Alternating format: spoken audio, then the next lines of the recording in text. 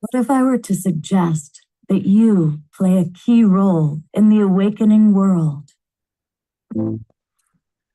The sound is wrong. You didn't press your sound thing. Start it again, brother.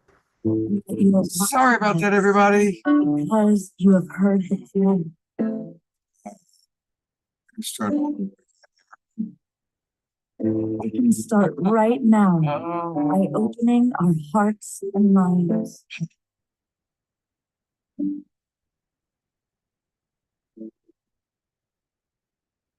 Well, that's what happens when you step out. And I'm going to start all over again here. So I'm going to stop the recording. And we're going to start all over again. I had stepped out and I forgot to click the sound thingy again. So thank you for your patience, everyone. And let's try this a second time. And for all of you watching on Facebook and YouTube, you get to get a double dose of Kristen Hoffman's first minute of our opening trailer.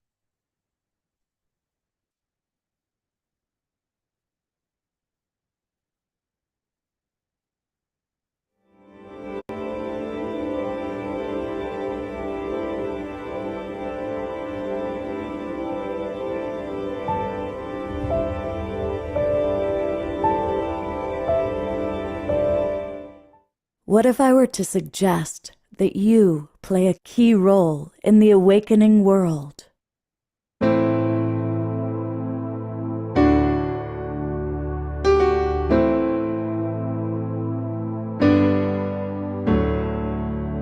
that you are watching this because you have heard the call.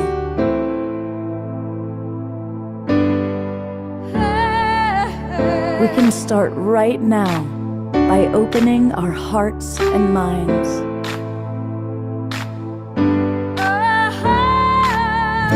Welcome to the awakening world.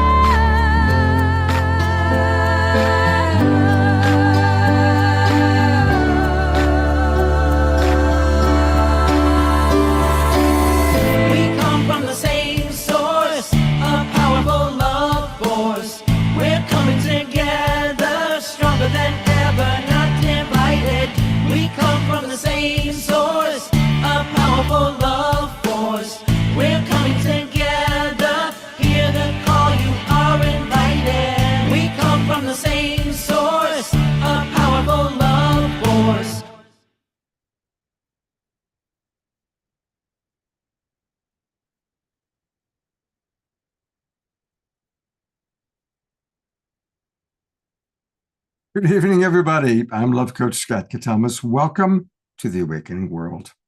It is Martin Luther King weekend, and every year we bring together some of the people that I have tremendous respect for as wise beings to share their thoughts about the spirit of Martin Luther King and what nonviolence really means to them. And we've got an extraordinary group of people with us tonight. We have one of my favorite people on the planet and my co-host for the evening, the wonderful Reverend Deborah Moldow, who is the executive director of the Evolutionary Leaders Circle, and our beloved Dr. Marty Casey, and Reverend Dr. Mama Ivy Shadia, and Kristen Hoffman, and Peter Young, and Tatiana Speed, and of course, our beloved Omashar, and most of all of you in the Zoom room. And we may even have a special guest appearance from Hallelujah Anasuya. So it's going to be a beautiful evening, a lot of wonderful music, some great videos. And I'm going to start off by turning it right over to she who is affectionately known as Rev Deb, my co-host, to share with us a little bit about the theme for the night and about the evolutionary leaders. Oh, thank you, Scott. It's so good to be here with the Global Peace Tribe. and especially to all of you who show up from week to week to celebrate with us, to hear all these inspiring speakers and musicians, and to participate in the chat. And I really want to encourage everybody who's watching on Facebook to join the Global Peace Tribe and be in the Zoom room with us, because it's too much fun not to be here. I mean, you can't miss it, right? So I'm really excited tonight because all of our guests, everybody that Scott just introduced, are all members of the Evolutionary Leaders Circle. And I'm delighted to have everybody here to highlight the theme of nonviolence. Now is the time. And so I want to tell you, I think most of you are familiar with the Evolutionary Leaders Circle. It's a community of visionaries. And as the director, I just adore every single one of them. So not much more I can say about that. Anyone who's not familiar can go to evolutionaryleaders.net. But what I want to tell you about is the Evolutionary Partners Network. So this is a relatively new initiative of the Evolutionary Leaders community. And what we try to do in the Partners Network is see how organizations can work together, organizations that are in alignment, that share a worldview, but may have very different agendas and activities. And one of the things we've been doing to try to come into greater alignment is to have monthly highlights. So we started with peace in September, and global oneness in October.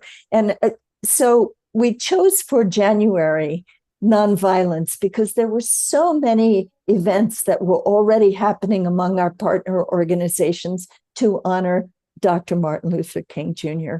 around the time of his birthday and the national holiday in the United States. So that is tonight's theme. Scott is wonderful about always jumping onto whatever's coming up and saying, oh, let's do a show about that. So we've invited all these wonderful evolutionary leaders, including all of you in the audience, to come together around this theme tonight. So I just can't wait for you to hear some of these people and what they have to offer. It's going to be a wonderful show. And now Omashar is a member of our Evolutionary Leaders Circle. And I believe, as usual, we're going to start with some nonviolent music from Omashar, which always sets the tone and lifts us up. We are going to do that, but you know what? Let me, for the people watching on Facebook and YouTube, I want to just take them to a couple of pages. You can find on Facebook the Evolutionary Partners Network, and so that's where, and Rev Deb has been posting along with others all about what's going on. And of course, on Wednesday night, we talked a lot about the MLK Ali 40 Days of Peace and Greatness with John and Summer and Patu and Antoinette. So just a reminder that there's a lot going on, and you can learn more on Facebook by just put into the Facebook search bar Evolutionary Partners Network, and it'll come right up for you. And then to learn more about the evolutionary leaders, just go to evolutionaryleaders.net. Evolutionaryleaders.net. Click who we are, learn all about us. And if you put /partners, then you'll see all of the organizations. I think we're up to 65 organizations now that are part of that. And right now they're all led or founded by evolutionary leaders, but we're hoping that we will be able to open it up soon. Scroll on down, Scott, so they can see all of these different. All these wonderful things, you know. A Better World. And these are all of our friends at Academy for Future Science, of course, is JJ and Desiree Hertok. Dr. Julie Krull, she co-hosted last week or 2 weeks ago. There's Dwayne Elgin's Choosing Earth. Beautiful. Look at all these wonderful organizations. And it is beautiful how we're all coming together. Chief Phil Lane, that's for Worlds Institute. Hey, I see the Global Peace Tribe there. And of course, Yes. Global Coherence Pulse. We worked with them last week. So, this is a wonderful, really, There's the Holo movement. Yeah, bringing together all these people. There's Peter's organization. We're going to learn more about Hubcast. Hubcast. There's Humanities Team. Steve Friedel. Yep. Amazing. And it goes on Islands of Coherence. A lot of us have been joining that lately. Light on Light. Of course, that's Kurt Johnson and company. And it just goes on and on with all these wonderful, wonderful organizations. So Purpose Earth. Amazing. So again, go to evolutionaryleaders.net/partners. And it's a great way to learn about some of the amazing other organizations that we honor and support. And with that, now we can turn it over to Mr. Omashar.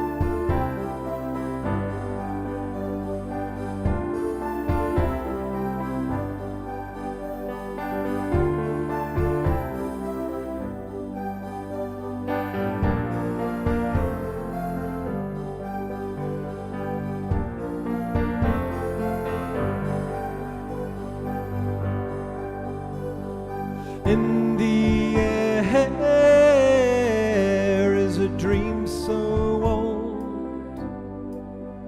It is born of our longing for a kingdom pure as gold, a kingdom pure as gold,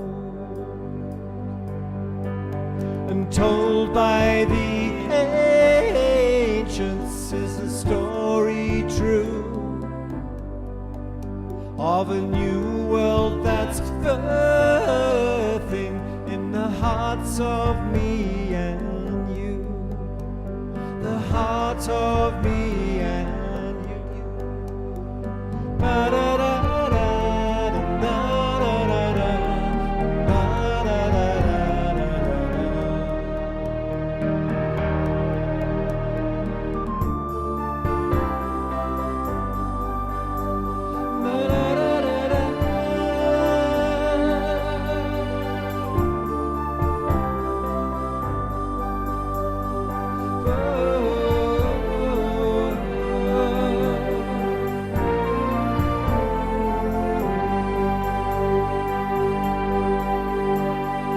Echoes of Eden and the Holy Grail, sent from the heavens, a message through the veil, a message through the veil. And so come all ye who are cold and lost to a new way of being, and a kingdom pure as gold, a kingdom pure as gold.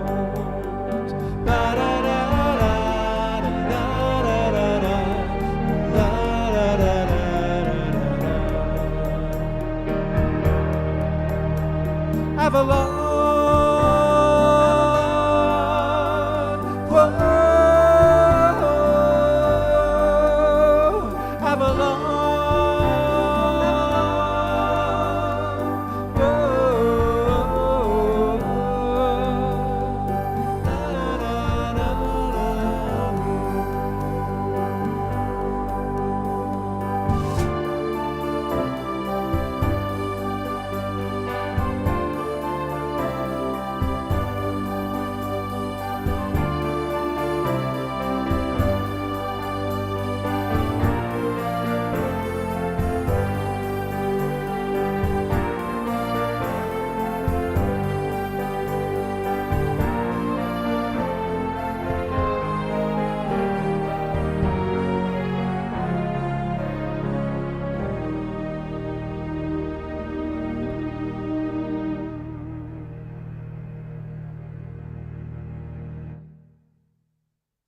the gallery view and giving lots of love.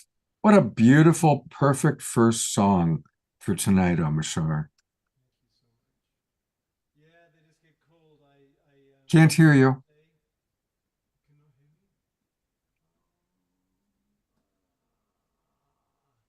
Yes, it felt really relevant for tonight's show. It's such a gentle, peace-filled song of hope, and it's all where we're going. We're waking up. There's a dream in the air that's so old, and we're just catching it alight again. So thank you.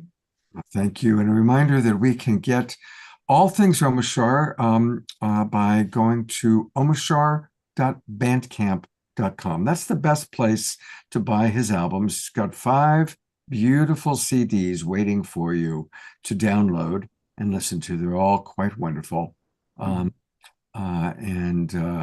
People ask me which one's my favorite. They're all very good, but if I had to choose, I'd say Illuminate. Yeah, that would be my current favorite, but my next one's going to be my next current favorite. So And we can't wait for that one. I know, right? Thank you. And of course, I'm sure we'll be back later on in the show. I am going to read just a couple of, several of you have started to write about the spirit of nonviolence and Martin Luther King. I'll try and get to all of them throughout the evening, but I'm going to read a few right off the bat. Karen S., who we love, she's been with us from the very beginning. She, of course, spoke on Wednesday night, writes, I always loved the civil rights movement. I loved that the civil rights movement was based on love for everyone, and everything was accomplished without any violence on the part of the participants, no matter how much hatred and violence was directed at them. Thank you.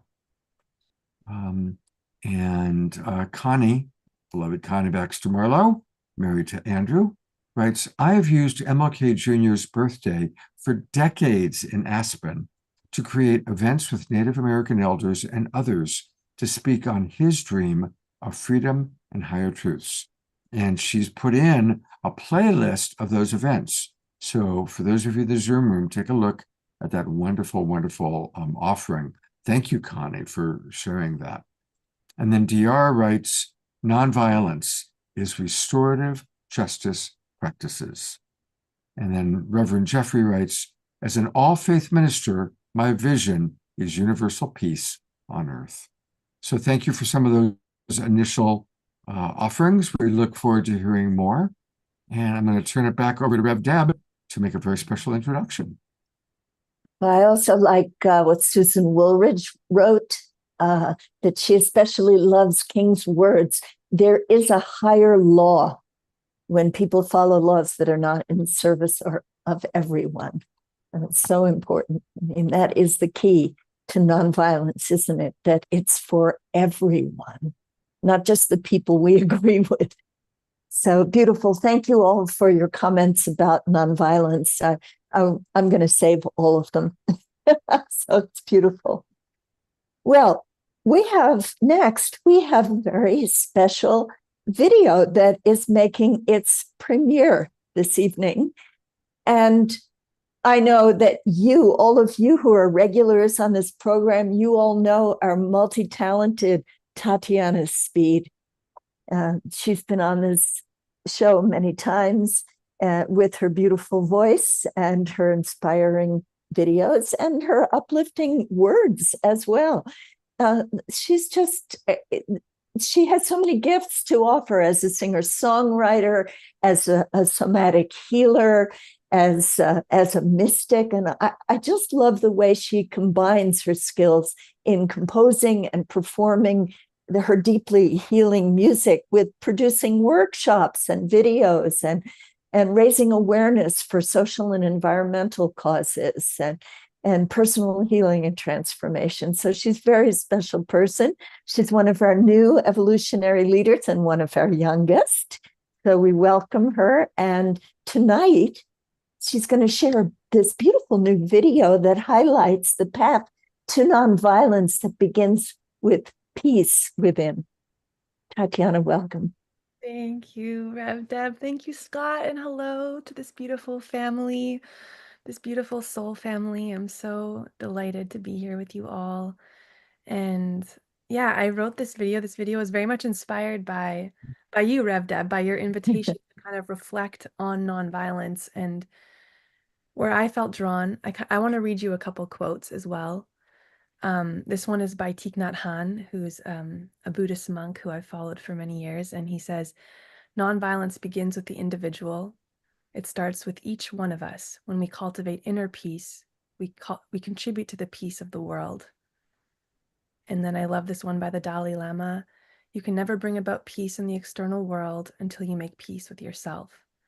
And so this video is really my prayer of peace, of first creating that peace within, which is, I feel like, a lifelong journey, how to cultivate inner peace and transform our inner environment, our inner world into one of coherence and love. And then how we extend that to our loved ones, to our community, to each other, how we make right relationships with each other. If we want to see peace on the earth, I feel like the kind of going joke is like, go spend a week with your family and see how that goes. And so I was reflecting on that as well. I want to see world peace. Can I go spend a week with, my family and meet my triggers and bring my love in full force and into those relationships that I find challenging?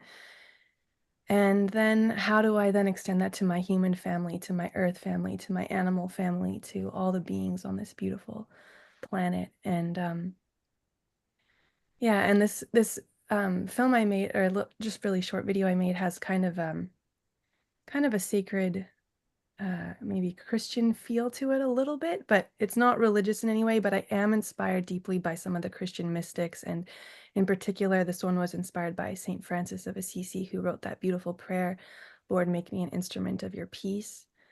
And so that also is one of the inspirations. So yeah, Scott, if you want to share it, I think Okay, all that's right. all I Here we have to go. say for now. All right, fantastic. Thank you.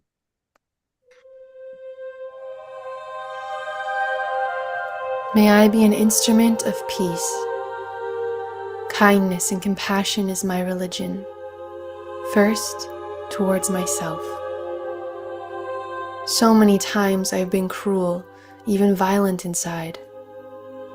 I have treated myself unkindly in my thoughts, my words, my deeds.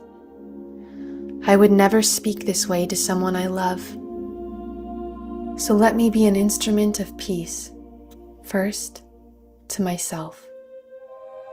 I pledge to make the relationship I have inside a garden of peace.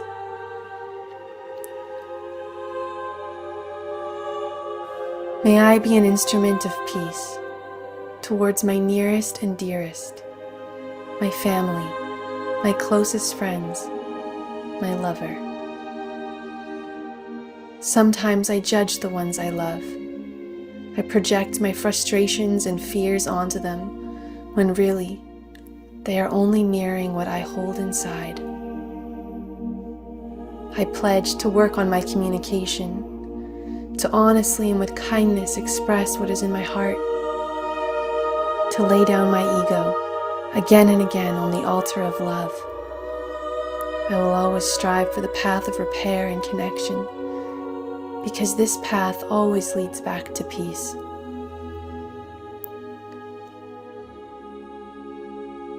May I be an instrument of peace for this earth, our beautiful planet, in a world that has forgotten gentleness, that sees bombs and violence as a solution, that is moving faster and faster, bombarding us with stimulation and distraction. I pledge to invite us to slow down, to take an even slower breath, and to emanate the kindness I want to see in the world, the recognition that we are all traumatized on some level, and trying to find our way back to wholeness. Kindness and compassion is my religion. Saints through the ages summon me home.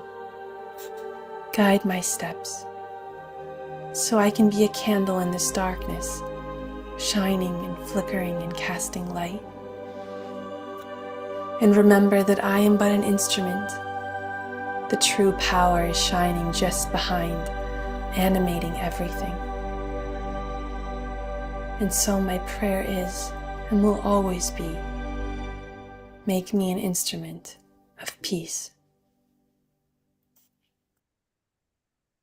I'm going to go to gallery view for everybody to twinkle you.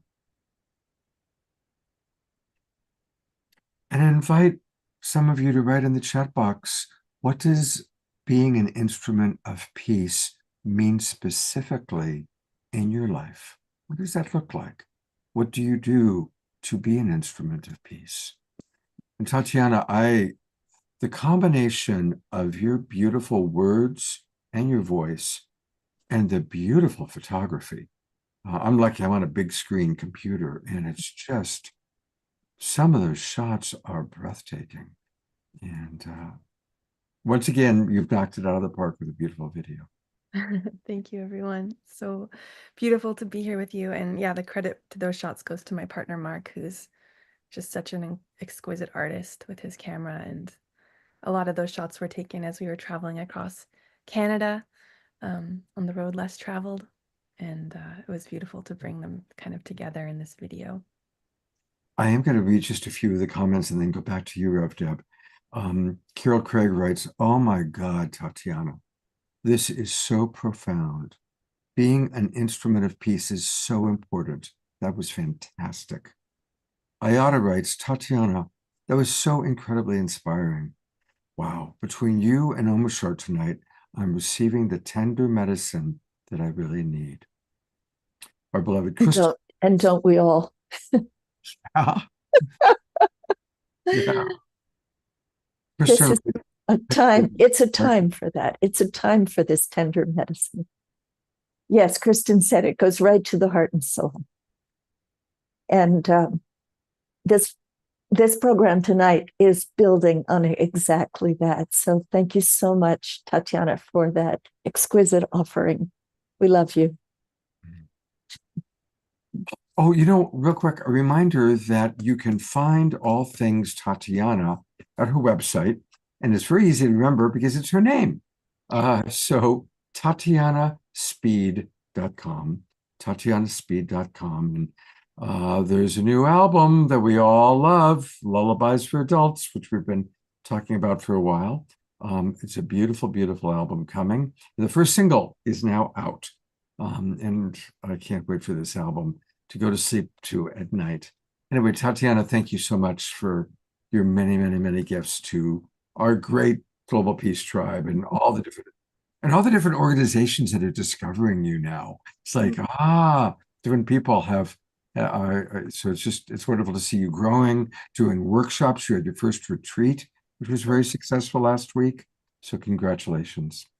I love you, Scott. I love you all. Thank you. All right, Rev Deb, what's next?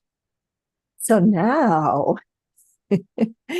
as I said, we're going to build on this.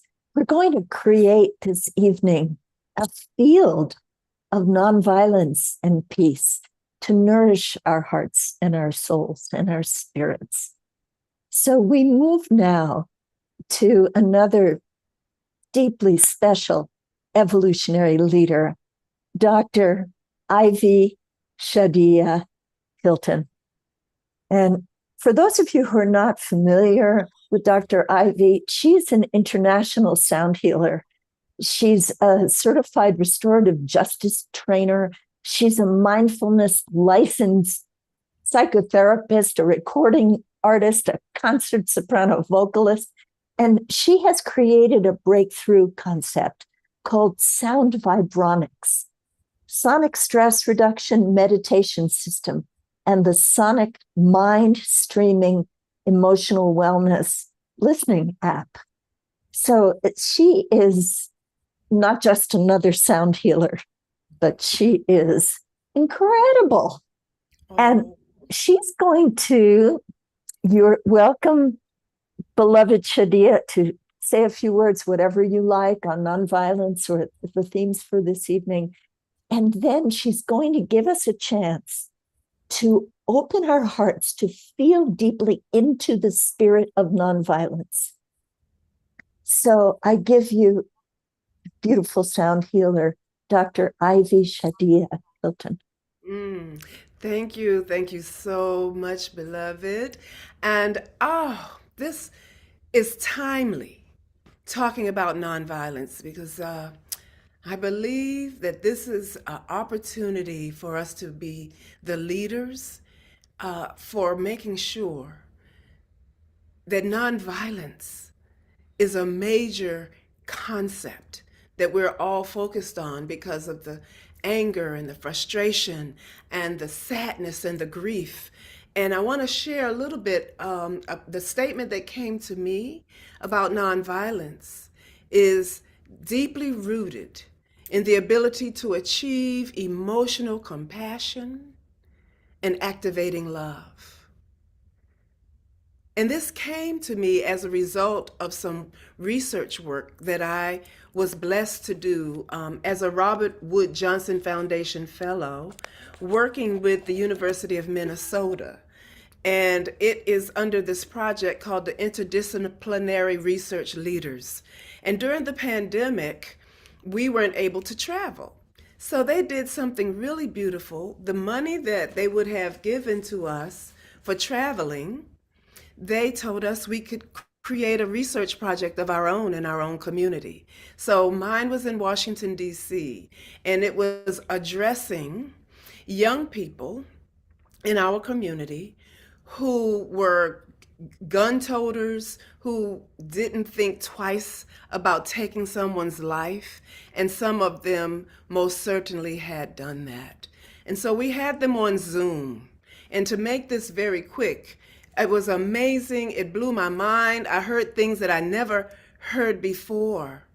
But out of that project, their definitions of nonviolence were like feeling loved, having enough food to eat, being accepted and understood, not being afraid to going to school, living in a different place, not where I am now, never losing a member of my family, never losing a member of my family. And as a result of that, we discovered that our young people did not know how to grieve or to mourn properly. They had no idea of how to do that. And now we realize that those that are not able to or don't know how to mourn and grieve properly, because grief is an internal experience and mourning is an external experience. And so mourning with no bars to hold you back turns into aggression. So as a result of that, we learned that we need to find a way to teach our young people how to mourn and how to grieve. And then it's not only just young people, we're finding out even at the adult level. So the ability to love is so important. But what is even more important is what your understanding and belief of what nonviolence is. Because we're creating a pulse of consciousness around the world so that if we're focused on what our intention is for nonviolence, then we can absolutely create a frequency of nonviolence around the world through collective consciousness.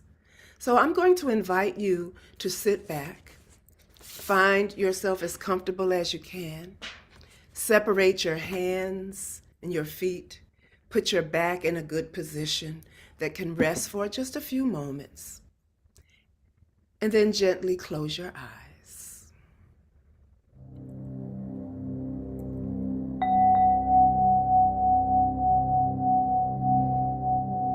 Allow yourself to imagine a beautiful emanating light from the highest source in the universe, the brightest, the highest, the most pure light, the most beautiful and peaceful place that you have ever seen appears. You know where this place is and can draw this light to you. You can feel yourself being drawn into the light. And the light stands for everything that is good. Everything that is good in life and beyond.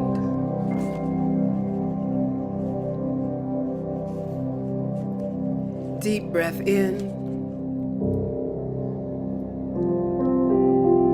Deep breath out.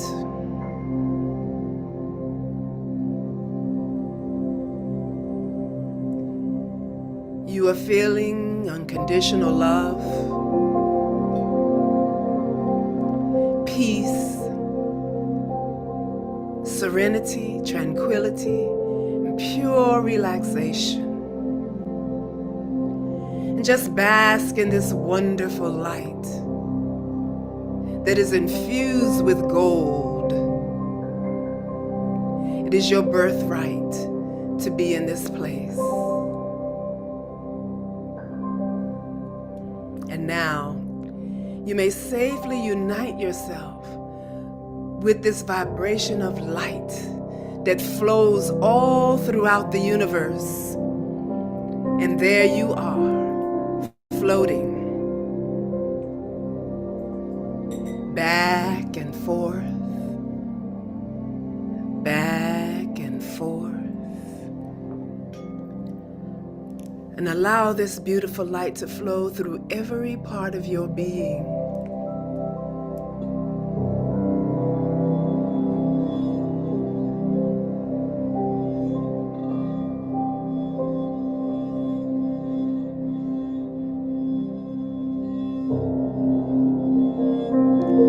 Letting go, letting go, letting go. Going deeper and deeper into relaxation. Deeper and deeper into surrender.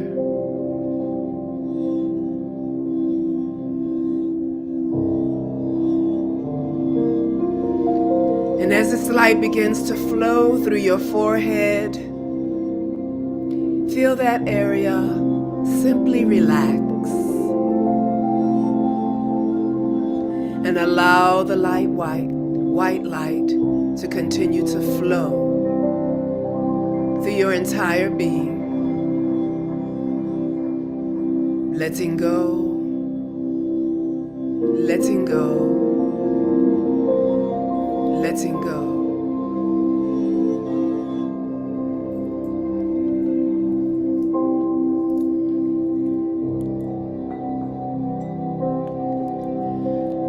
And now I invite you to bring your awareness to the center of your forehead.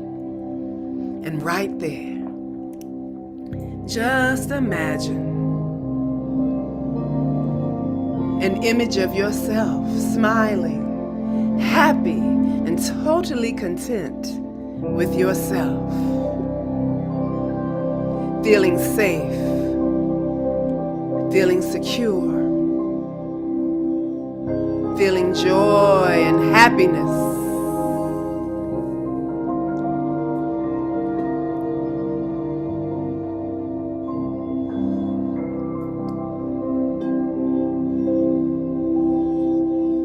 And as an observer, just observe your visions of what nonviolence looks like for you.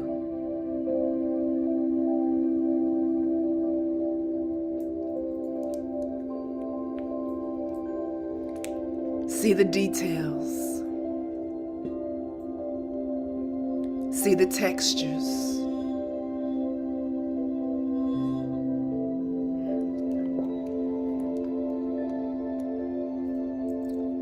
See the colors.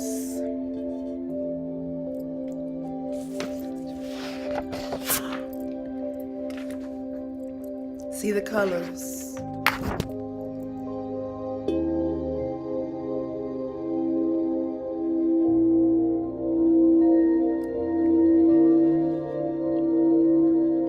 Allow the light to flow.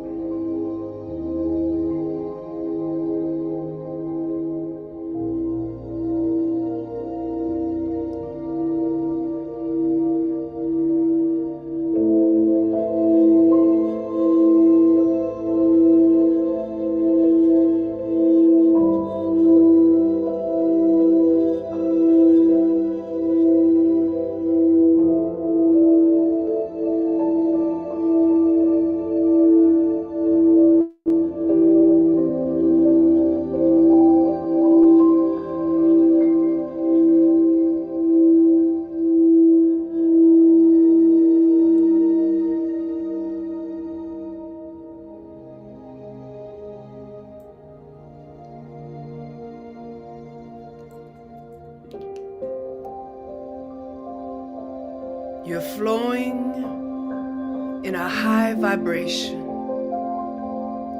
filled with love, filled with light. And you are that light. You are that love.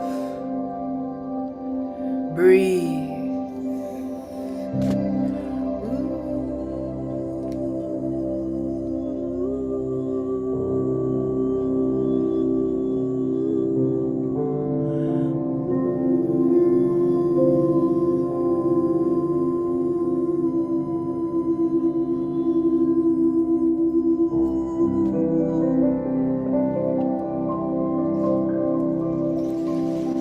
Now I'm going to count to 5.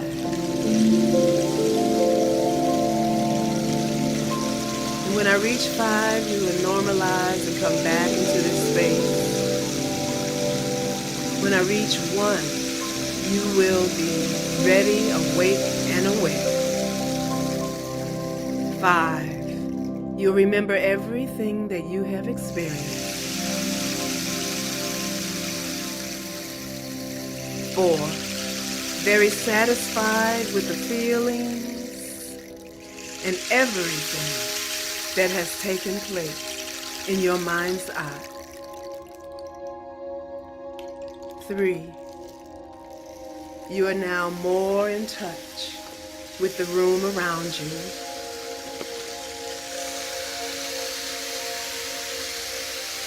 2, your mind and body are returning back to normal. And when you imagine the number 1 in your mind's eye, within the next few moments, just gently awaken, blinking your eyes 2 or 3 times before you open them completely, feeling refreshed with a vision of nonviolence, your energy, your frequency, your power, and feeling good.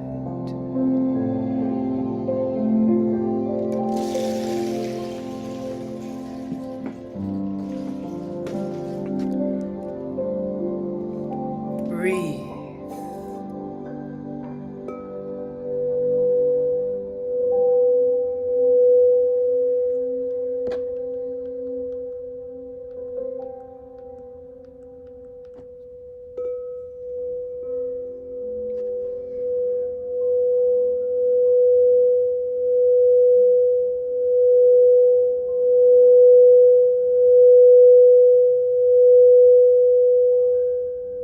Awake and aware. Give thanks. Ashe.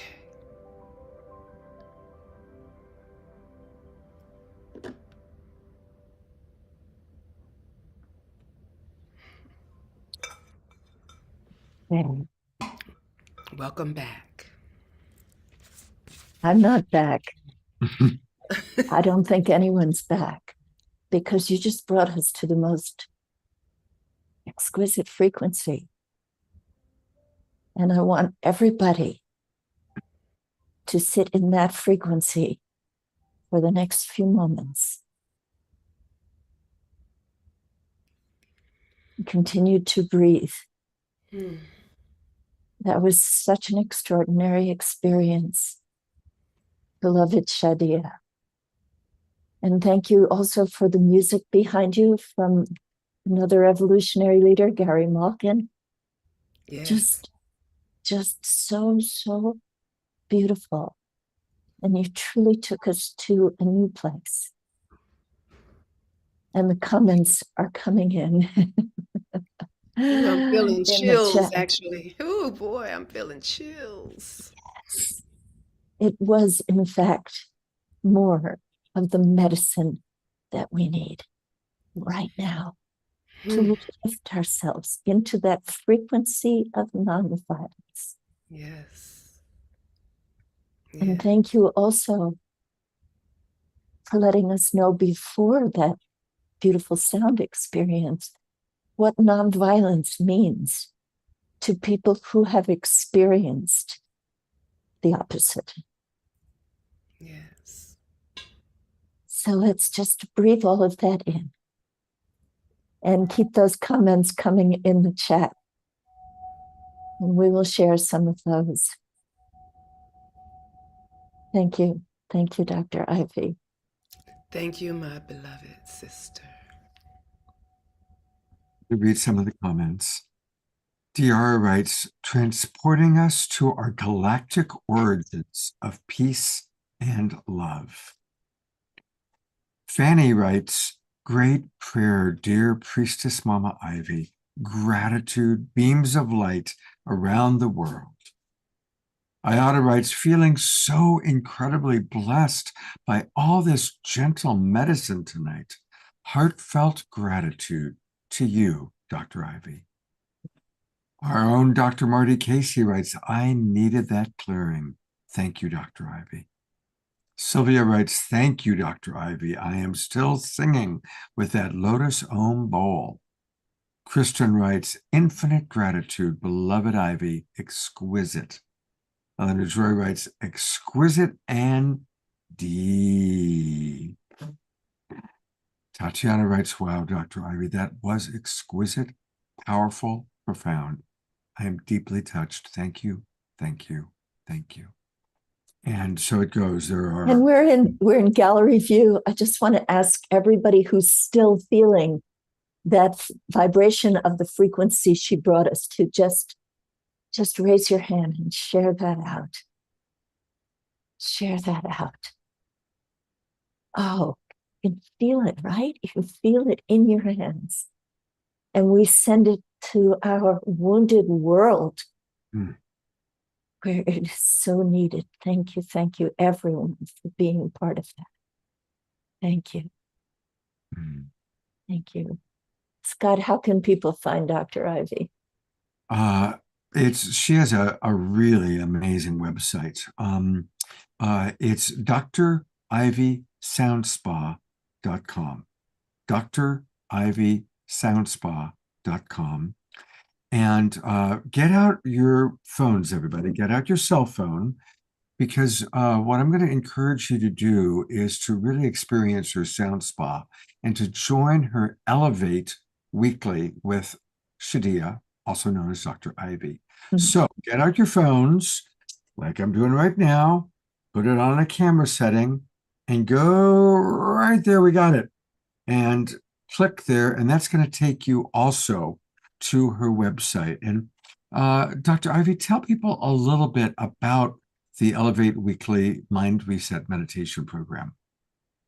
Okay, well, thank you so much for this opportunity. Elevate is really designed to do just that, to take our minds, our heart, and our spirit and just elevate beyond what is known as the mundane world, is what we're living in right now. It's a midweek mind reset. And it comes right after I do this Elevate in the Sound Spa for Jan Van Zant's TV show.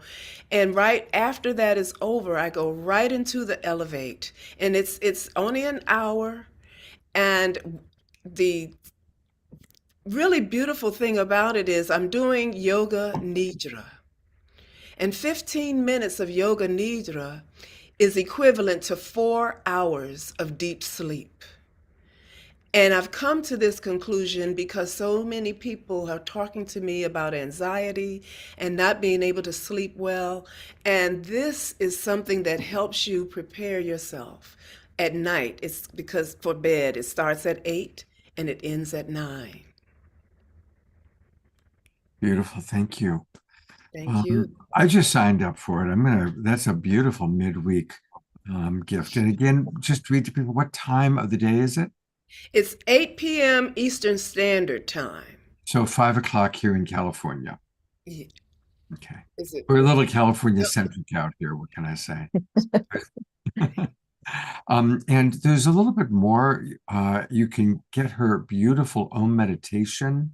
And we've shown Let There Be Light before on this show. It's a gorgeous video. So again, you'll find everything at drivysoundspa.com. Thank you, Dr. Ivy. We love you so much. All right, Rev Deb. Wow. How are you feeling? Well, I'm still buzzing. I'm not the only one, right? We're all just aglow from that experience. And it was just a taste. Just a taste.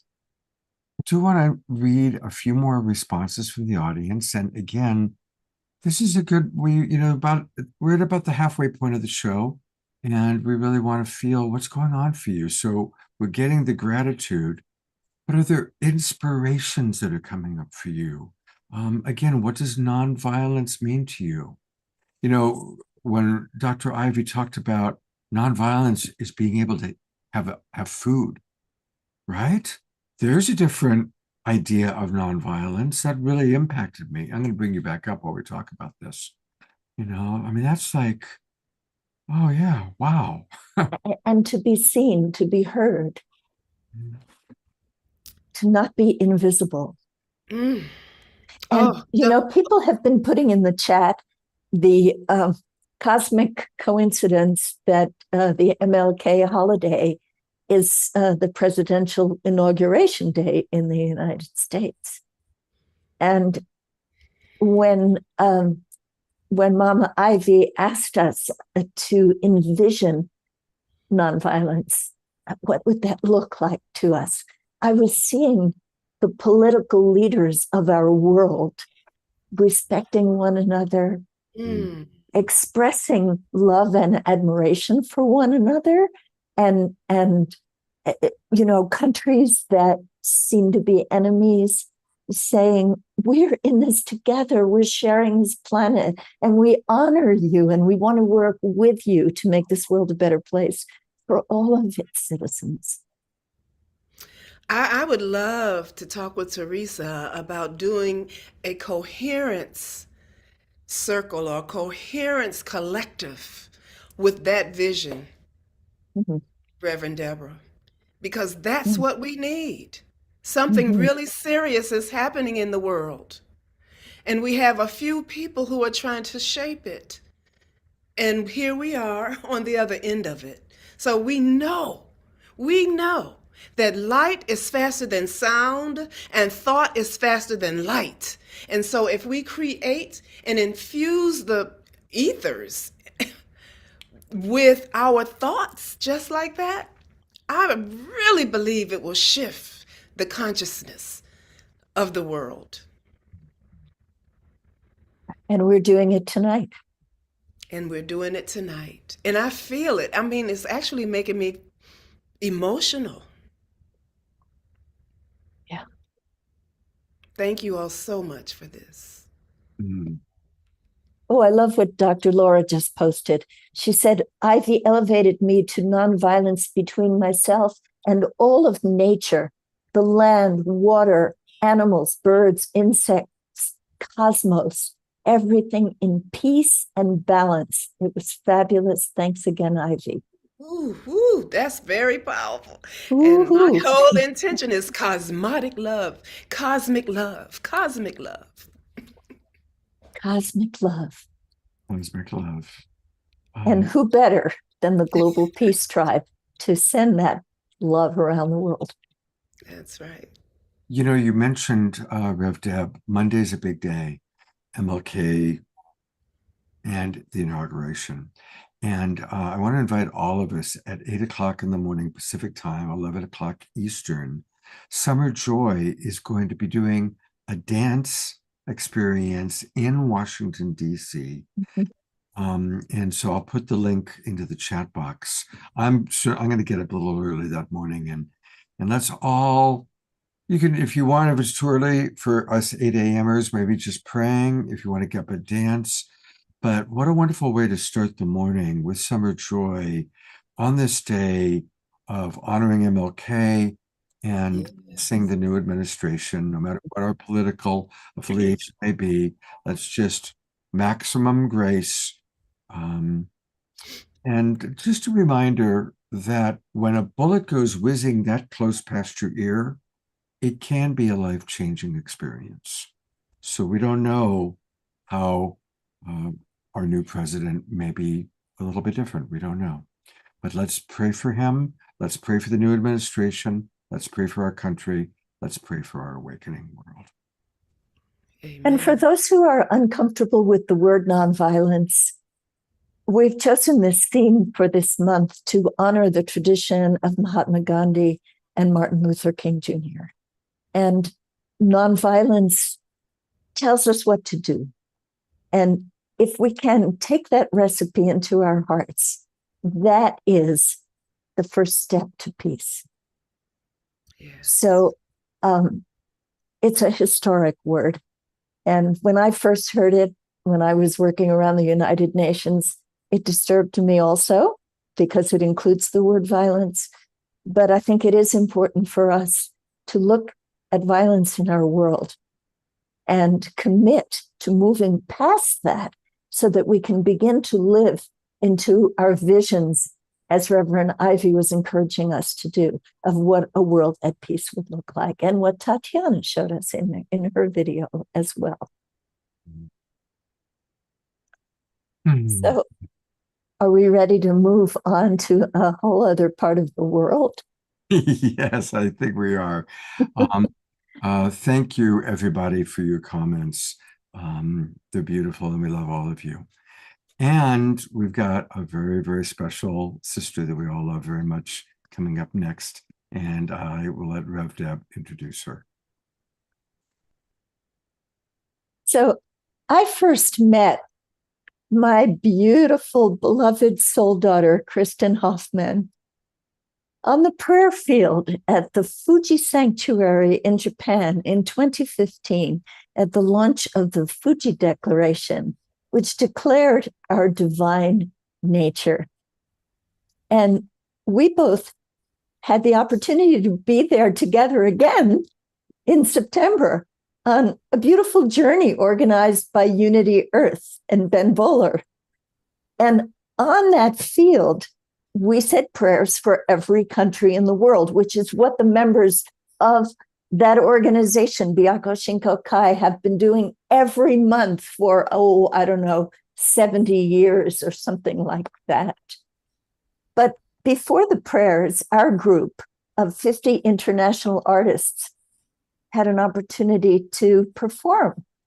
And our dear Kristen blew us away with what she organized, which was, in my heart, the highlight of that day. And I'm going to let her tell you about it. Kristen Hoffman, love you. Love you so much. And wow, I'm in an altered state right now. I feel so blessed. Thank you. Thank you to each and every soul who has been just painting this space with so much love tonight. I'm really feeling it.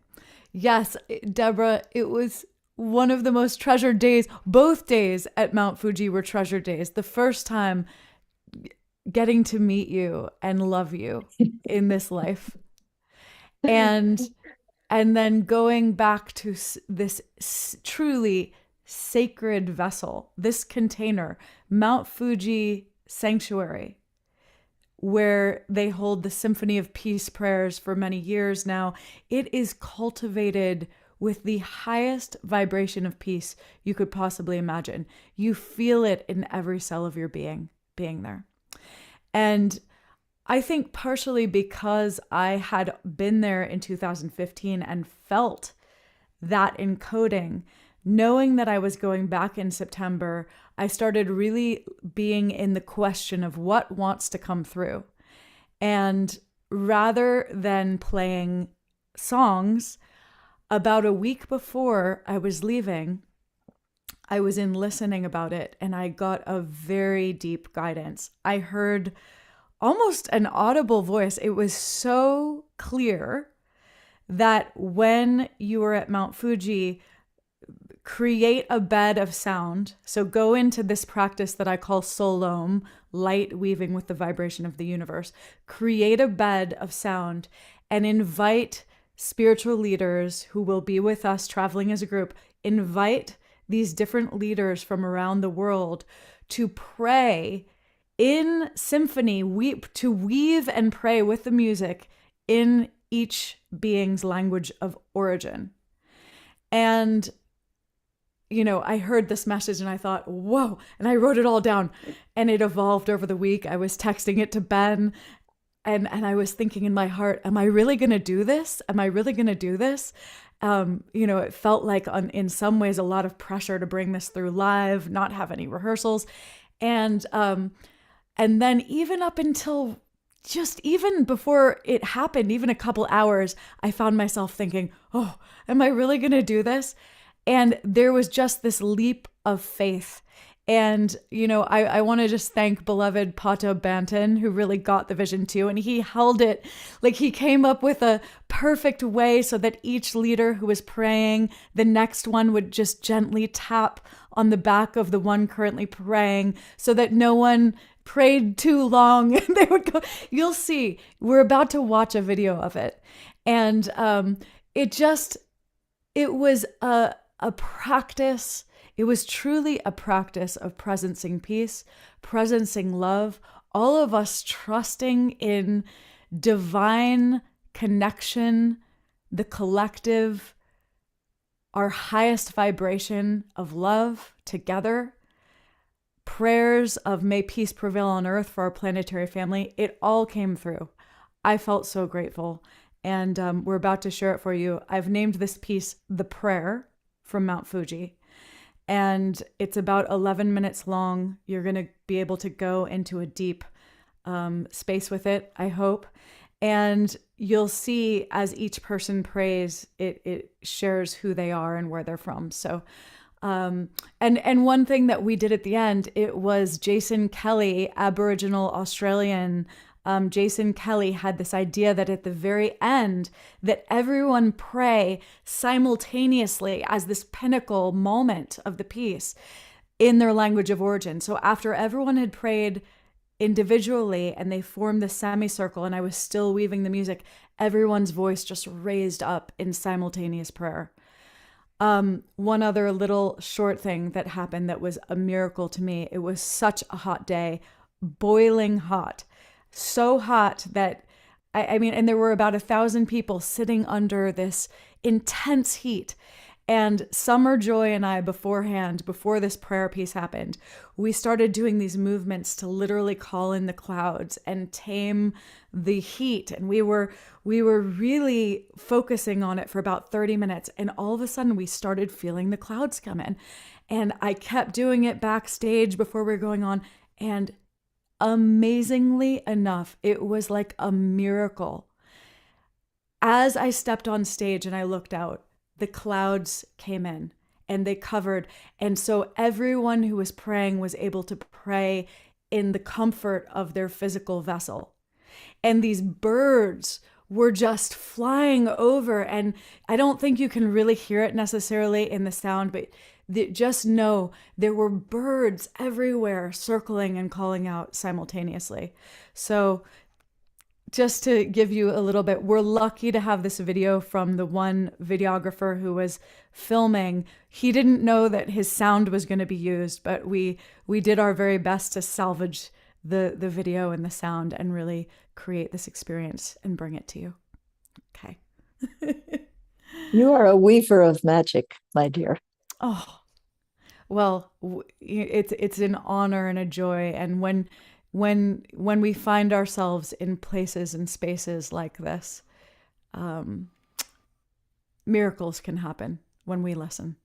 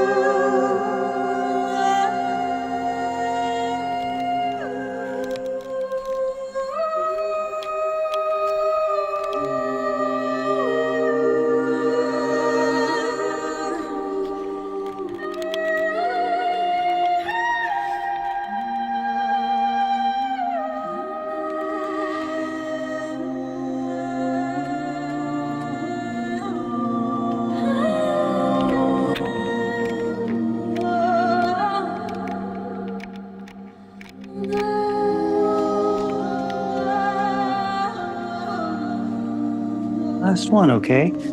We'll go for a walk.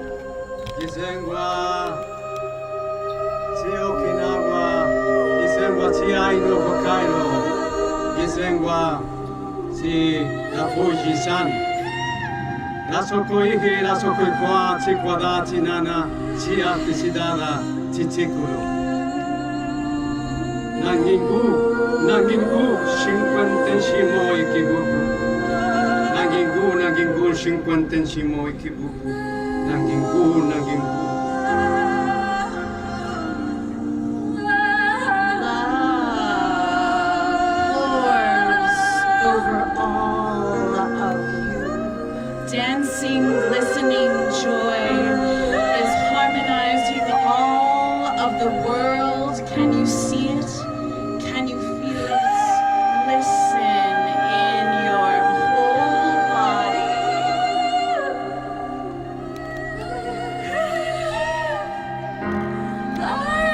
Asokwe, ene odo, ene bakuye, kagana dada nina.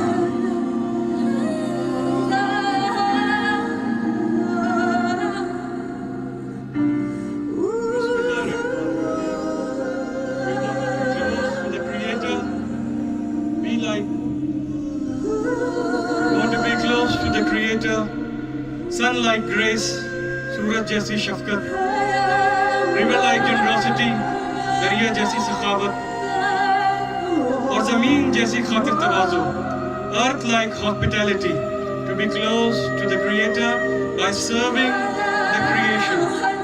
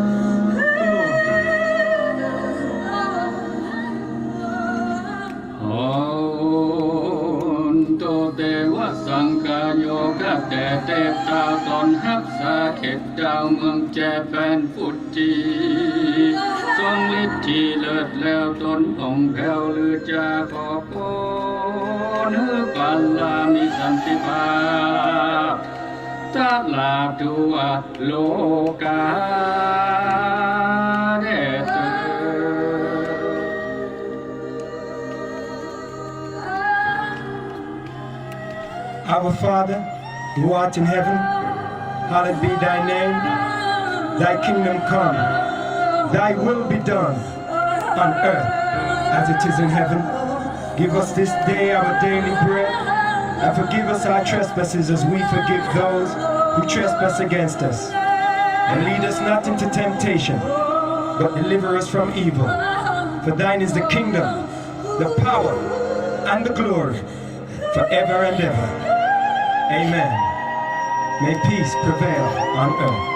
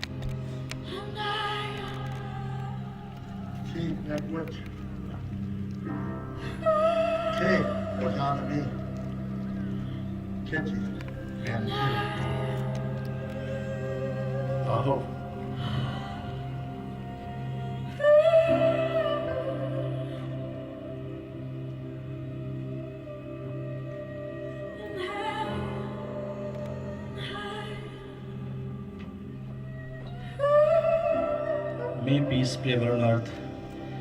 कदूस खुदावन हम शुक्रगुजार हैं इस वक्त के लिए कि आज हम जापान में सब ऐसे लोगों के साथ मौजूद हैं जो अमन, मोहब्बत और प्यार का रास्ता दिखाते हैं। इन सब को अपनी बना में रख और हमें इस काबिल बना कि हम अमन को फैलाने के लिए बेहतरीन किरदार अदा कर सकें। आमीन।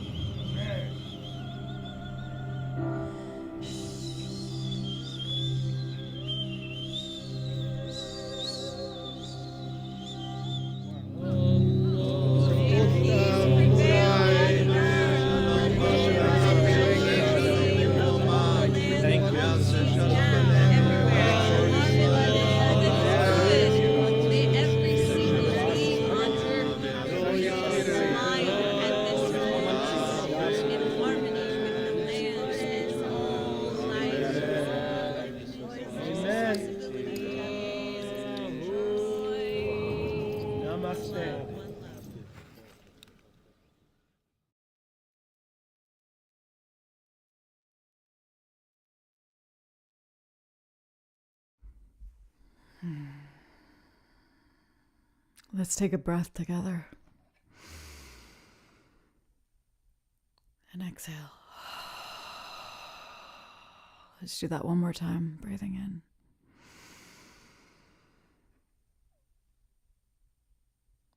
And exhale.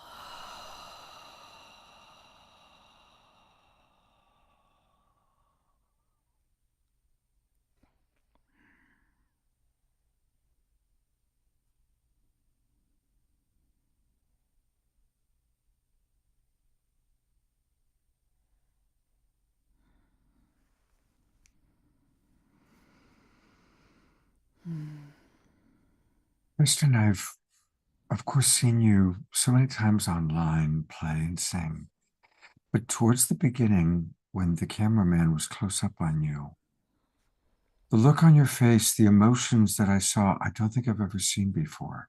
And I'm wondering if you could just share what was going on for you in that moment.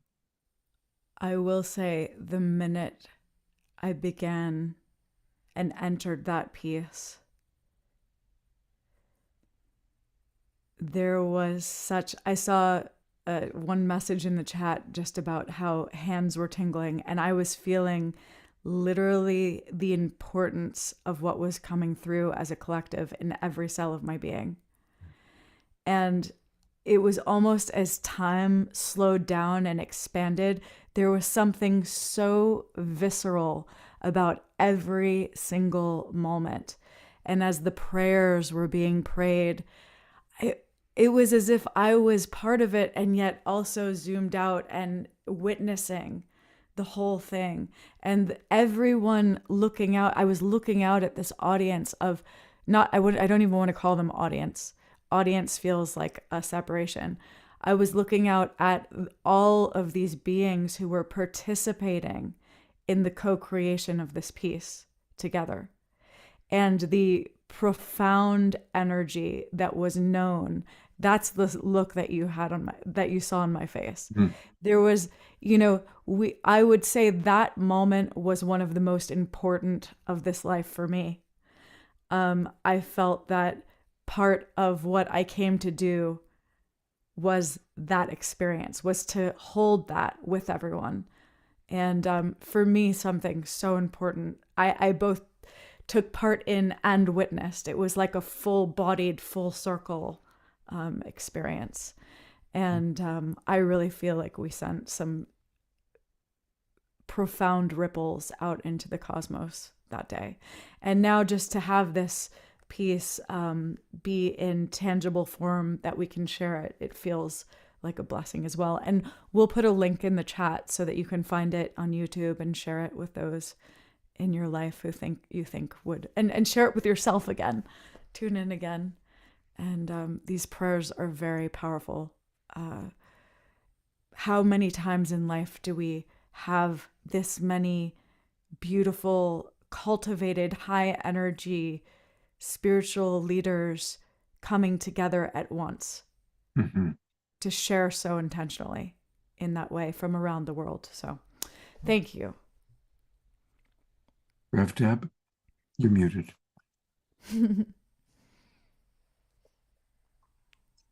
I'm in a trance. It's not only the experience that you felt, but that we were able to bear witness to that. I'm so thrilled that that was captured on video, so that not only those of us who were on the prayer field that day could feel that vibration, but now everybody in this Zoom room, everybody on Facebook watching with us, that we witnessed this together was yet another level of revelation.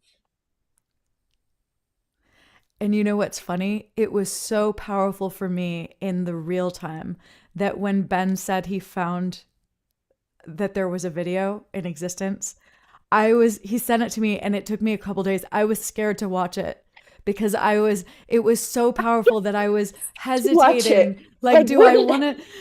Would it have the power of the moment? I said, and it did. Yeah.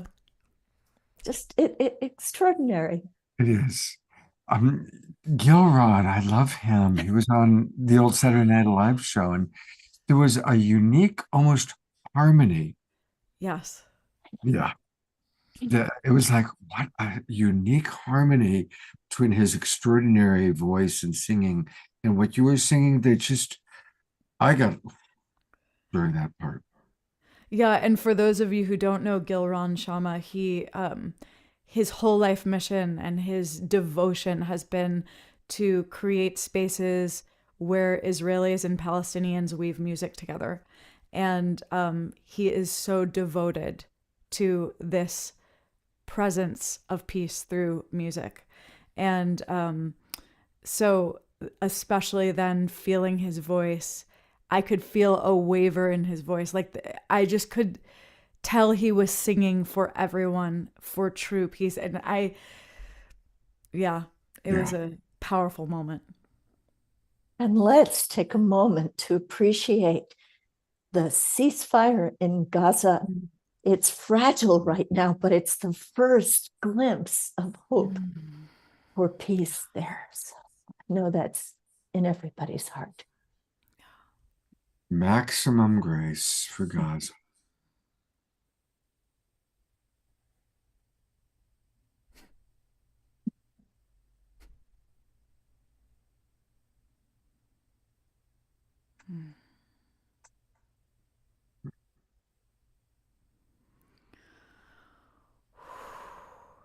There are, I think, 40 comments that have come into the chat. So I'm Good not luck with that, Scott. I'm not going to read any because then somebody will feel left out. But I will save the chat box. I'll send it to you, of course, Kristen and Rev Deb. But if anybody wants a copy of the chat box, go ahead and save it or ask me for it. I do want to point out something very special is happening tomorrow afternoon. Oh. And it's something that happens once a month. And on the Sunday morning that I wake up, when it's going to happen, I go, ah, it's Kristen Hoffman Soul Sonic Family Day. Once a month, she has her Soul Sonic family come together. And she'll usually do a couple of songs, and then there'll be a theme, there'll be a topic, and we'll talk. And of course, many of the people that are in this Zoom room are part of her Sonic Soul family. But if any of you are not, now is the perfect time to join, because tomorrow is her once a month day. So go to KristenHoffman.com. Remember, there are two N's at the end of her name, KristenHoffman.com, two N's. And then when you pull it up, go to where it says payment and membership in the upper right-hand corner. And then go to where it says become a member. And you can become a member of her Sonic Soul family, which is one of the great families, one of the great tribes within the tribes, out there. And you can join for as little as $11 a month. And it's the best investment. Plus, we do need to support our musical artists. They're not making money from CDs anymore. It's very difficult for artists to support themselves, and we want to support her. So become a member so she knows she's got a monthly income from her family. And of course, you can also come in at $33 or $77 and do it right now tonight, so that I want to see some of you, some new ones, tomorrow afternoon at 3:00 Pacific time, 6:00 Eastern, for Kristen's Sonic Soul family. And Kristen, is there anything you'd like to share? Thank you, Scott. Well, tomorrow's going to be a very special one. I'm going to be premiering a brand new piece live for the first time ever, which just released the other day, called Maravati. And it came through a vision of a great seer. I would call her a visionary leader named Addie Lamborn. And she contacted me a few months ago and said, ever since I was a child in the other realms, I have known, how does she say it? The highest divine origin, Mother Earth, the divine origin of Mother Earth. I've known her as Maravati. And I had a vision that you are meant to bring through this anthem of her encoding at this time. And I said, wow, oh my goodness. And she explained the whole vision. And I went to work in my studio and just became a receptive vessel for this piece to birth through. And I have to say, it's been one of the great experiences of definitely my last few years. And this piece has been born. I'll put a link to it in the chat. I just put it on my Bandcamp the other day, and tomorrow will be the first time I sing it live. And we're going to be sharing all about reconnecting to Mother Earth, which I think is so important right now, to that divine origin energy that connects us all. And I have heard this piece, and it's gorgeous. Oh, good. I'm glad you've heard it. It has like an encoding of an Ave Maria or there's something very, well, I'm not going to tell you what you have your own experience. Have your own experience. I'll put it in the chat. Kristen, thank you so much. Thanks for joining us tonight. We love you so much. And love you. And seeing you tomorrow Soul Mama Deb, I love you so much. And I'll see you tomorrow, Scott. I mean, I'll be here. I'll see you now, but I'll see you tomorrow too. Love you all. You know, our next guest, I just want to mention briefly, and then Rev Deb will do the full introduction, but she was also in Japan. Well, that's what I'm going to talk about. You're going to talk about her experience. Yeah. Well, not her experience. I'll let her say whatever she wants to about that. But this is just such an amazing program. And Scott, you just did an awesome job putting this together and inviting our evolutionary leaders. And it's been extraordinary. I mean, talk about raising the frequency. It's like each guest brings it higher and higher. So another guest who was with us on the prayer field in Japan in that hot sun, where she was totally illuminated by this hot sun, was our beloved Dr. Marty K. Casey. I know a lot of you are familiar with her and her mission. She's a global peace advocate. She's a singer and an actress and a writer and a producer and a director. And she combines her passion for the arts with her compassion for her community in such extraordinary ways. She asserts that hurt people, and healed people, heal people. And she has made this a reality with her Ungun Institute, where she teaches people how to be those healed people who can make a difference in the world. She's a powerful speaker, and she is doing the work on the ground to heal the violence in people's hearts. And Marty was also with us on the prayer field in Japan, the one and only Dr. Marty K. Casey. Oh, my goodness. Wow. Thank you so much, Rev Deb. Every time I hear you introduce me, I feel like we're just getting closer and closer and closer. I love you from my heart for so many reasons. Let me just say this. I'm going to really kind of just keep it where we are right now in this space. Scott, what you have created here is epic and priceless. I've been on a roller coaster ride here today, just being in the room emotionally. And just like any roller coaster ride, the goal is to have fun. You get on that ride because you enjoy it, you have fun, but it's some ups and downs, and emotionally has been for me because I needed that clearing so bad, Dr. Ivy. And Kristen, you just coming in and reminding and replaying that video really mentally took me back to that very place that I was the very next day. And I had not even announced that I was coming because I wasn't sure if I could make it. But what was going on in my mind from what, Rev Deb just mentioned that, I stand by hurt people, healed people, heal people. And there was just no way and I know that trauma is transferable and so is healing. So I did not want to leave the group visually in the trauma of what they witnessed the day before, and you all not see me in my healing.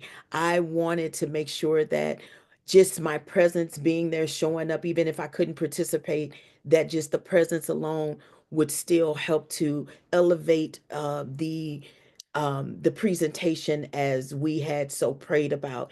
And if that what you just shown was not proof, because I just don't know, with the way that we are so connected in the heart, if things would have turned out the way that they did if I was not there. Ben said all he kept thinking about is, I need to leave and go and check on Marty. And I'm so glad that I was able to show up so he didn't have to leave.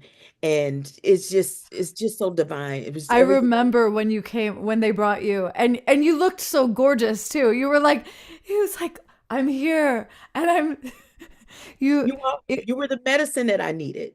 You was the medicine that I needed. Yeah, And we were it, so happy that you were with us, back yes, with yes. us. Oh my gosh, oh my gosh. And that takes me back to Rev Deb, because had she not been with me the day before and made that call to say, against, what others may have been thinking or saying, she says, no, no, no, no. We have to get her to the hospital. And I literally could not open my eyes. I couldn't open my eyes, and I could barely speak. And only until they was able to get an IV going in me did I receive, my body receive what it needed to replenish me and to come back to life, if you will. And was low zero on vitamin D, just all kinds of things. And so, this just kind of brings me into the segue of what I come to talk about. But wow, just thank each of you. I thank each of you all for that medicine today. You all have truly, truly helped to elevate and heal my mind, body, and spirit tonight. So I'm going to move right on into what I come to talk about. So thank you, everyone. When we talk about that from the sake of our health and our wellness, we speak these words often, but really, what are we saying? And tonight we're talking about nonviolence. And then I was just on with Rev Deb a few days ago with Kurt Johnson, and I said, you know what? I think we need to speak about nonviolence in a different way. How about nonviolence is the new wealth? Nonviolence is the new wealth. And let me tell you what I'm thinking about with that, in case some of that may have gone over somebody's head. We spend so much time trying to obtain power and money, and that is what causes the war. But if you really see nonviolence as being the wealth, it really helps you to visualize that the wealthiest people in this world will be those who add to life and not take a life away. How about we start adding to the life of people in a positive way by just taking good care of them, like Rev Deb did for me when I was in need of something physically. We have to start pouring into and investing into each other in that way. And so when I think about our great leader, that we will never see another leader like him again, Dr. Martin Luther King Jr. We will never in our lifetime, and probably our children's lifetime, see a leader like Dr. Martin Luther King Jr. So the only thing that we could really borrow right now from who he was is thinking about all of the attributes that made him a great leader. And our greatest hope right now is to pray that the leaders of the world today will try to at least stand in one or two or three of those attributes, because what he possessed was priceless. It was timely. He actually was before his time. And a lot of times when we see individuals and their gifting that's before their times, it brings fear to those who can't understand what it is they're witnessing. And where there's fear, it begets violence. So it's now that we need to try to be open to receive those that are different, very well may be onto something that right now in our minds, we can't understand. So I want to give you those 10 attributes that I pulled from Dr. King. But I first want to give a quote of his. Darkness cannot drive out darkness. Only light can do that. So on Monday, May 20th, where some of us may be visualizing darkness, and some of us may be visualizing light, it's important for us to remember those words of Dr. King. Darkness cannot drive out darkness. Only light can do that. Be a light on Monday. Be a light. No matter where you stand, what you believe in, who you voted for, we are all living next door to each other in this place called world. Be a light. Number one, Dr. King had a strong belief in humanity. His core beliefs were grown in his values as a preacher of the gospel. He chose humanity over self. Huh. That's huge. That's huge. I want you to start thinking about some of the leaders, not just the ones not just the one that's coming in on Monday. I'm talking about all of our leaders, all of Congress, all of the Senate. I'm talking about your leaders in your community, those that you vote for locally. I want you to think of every last one of them. Do they hold these attributes? Number two, empathy. He heard and saw people. I think someone mentioned that earlier today when individuals are seeing the power of what they will have when they are just seen and they're heard, even if they're not felt or understood, to see someone is so important. You know, I'm in spaces a lot and I hear people say, "Oh, I don't even see black or white." And that disturbs me, disturbs my spirit, because if you don't see black, then you don't see me. I want you to see me. And it's okay that you see that I'm different, but it's not so much what you see as much as it is how you treat me, because that's what I'll remember. See, in that empathy, when he saw people, even those he didn't agree with, he respected their need to express their views. Number three, he was a visionary. He could see the future even in the dark places of reality. He knew it would be different living in that promised land that he saw before it even existed. Remember, I said he was before his time. He saw a promised land. And he told us about that promised land. And he said, even if he didn't get there with us, he told us that it existed. This is why some parts of society today, they fight so hard to take us back. He could foresee the future and he led us to that place. We live in that promised land right now today. Number four, excellent communication skills. OMG. Dr. King had the most excellent communication skills I've ever heard coming from a man. I loved him so much, his voice. Oh, Dr. King found common ground in his firm beliefs in racial equality, civil rights, and justice for all of humanity. Others that shared those core beliefs were willing to listen. How many of our leaders are actually listening versus just talking? How many are listening? Willing to listen and follow and support. That's who Dr. King was. Today, we are still divided at those core issues. So when I say it's a core issue, that's the first thing we have to do sometimes is just listen. Number 5, he was emotionally stable. Sit with that for a second.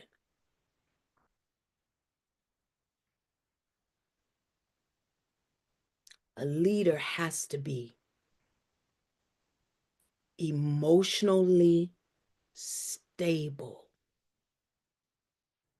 If we have any leader that we see is not in control of their emotions, it is our responsibility as each other's neighbors to come together to do what is needed to keep us all safe.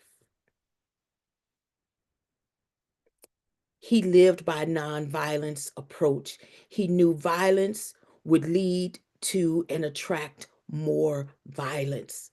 If you want to know how wars start, is because it's an unstable leader who calls that war. We cannot take our eyes and our minds and our power and ability to speak up off of our leaders. Number 6, Dr. King was inclusive of all people. Dr. King was an advocate for human rights. Throughout his work, he became aware of the systemic barriers that kept us divided, like racial segregation. He pushed for social inclusion always while maintaining integrity for social change. The work that we do, that's what we're doing. We do this work for social change. Dr. King set it up where we could come into this Zoom room, Scott, to do this work. If it was not for what Dr. King envisioned back then and stood for and fought for and preached about and talked about and marched for, we wouldn't be here tonight.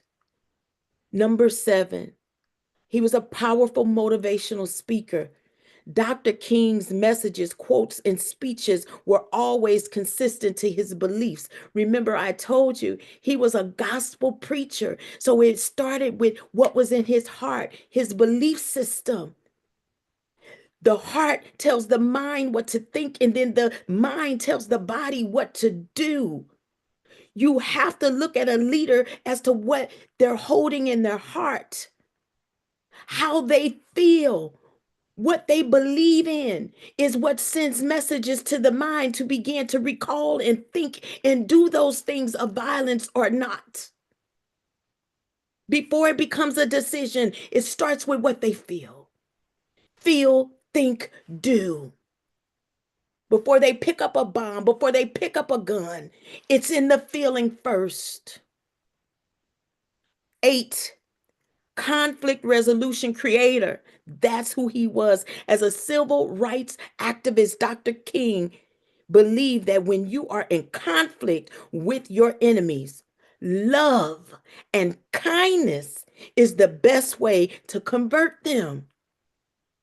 Hurt people, healed people, heal people. People that love people, love people. People of kindness are kind to people. People that give and get, they will continue to give to others. What kind of leaders are we? Who are we today? Number 9, he was a team player and a delegator of tasks. Who is your Ralph Abernathy? Who is your best friend? Because that was Dr. King's best friend. Every great leader should have a close friend and a mentor and an advisor. We can't do this work alone. We need a network of community partners to help push our mission forward.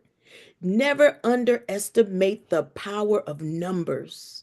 When you get invited into this Zoom room, please don't come into this room just thinking you're just showing up because this is where you come every week. I want you to come with intention. I want you to come with your power in your hand. I want you to come and be willing to add to the work that's being done. You put your piece in, I put my piece in, Scott put his piece in, and when it's all said and done, we got a good old pot of gumbo.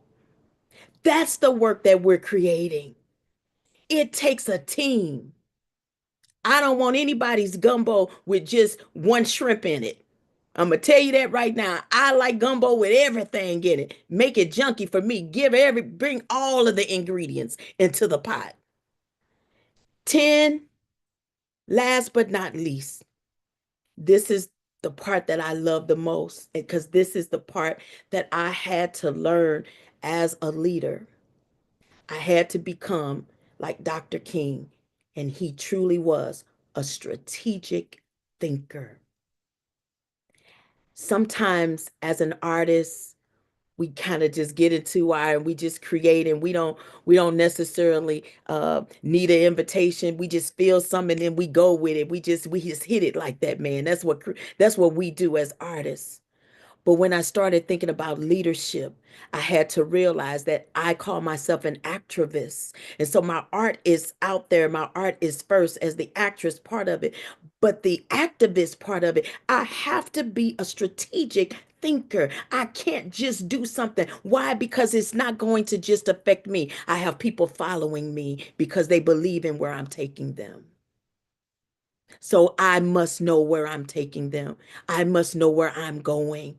I must take the time out to play a game of chess and not a game of checkers. See, in chess, you have to, before you make this move, you got to know what your next 2, 3 moves will be so you don't lose the game. We need to be better strategic thinkers.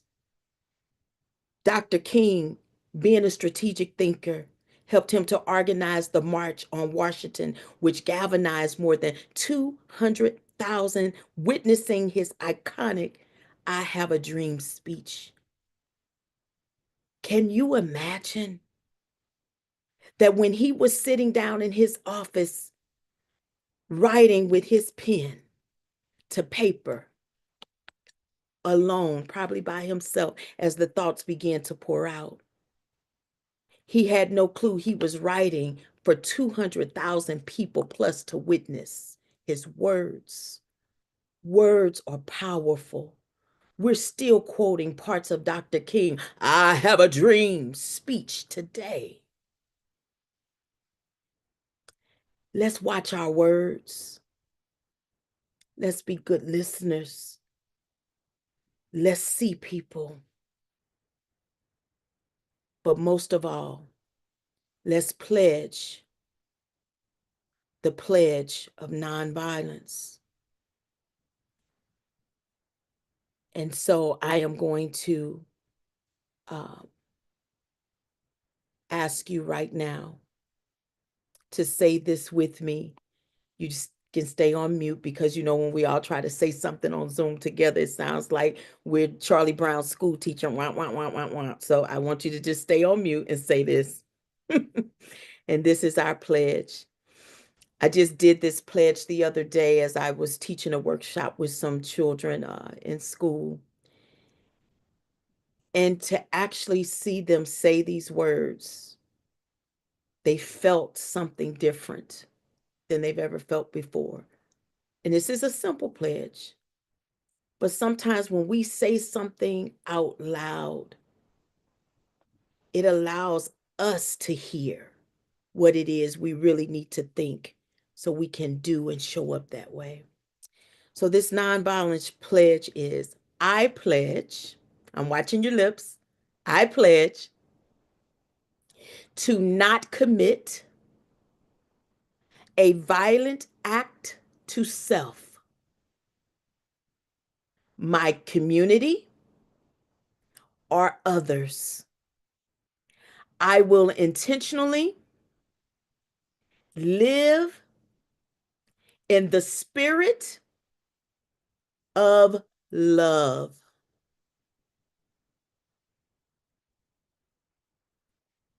Thank you so much. I pray that on Monday, as we celebrate Dr. King's birthday, I pray that we just continue to be intentionally living in the spirit of love, because that's who he was for us. His life was taken, but he was okay with that because he was intentionally moving in the spirit of love.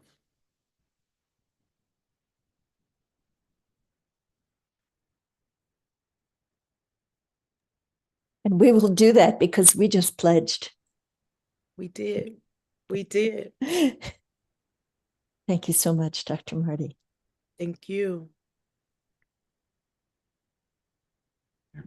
I wrote it down for those of us in the Zoom room, but I want to read it for anybody watching on Facebook who wanted to write it down again. I pledge to not commit a violent act to myself, to my community, or to others.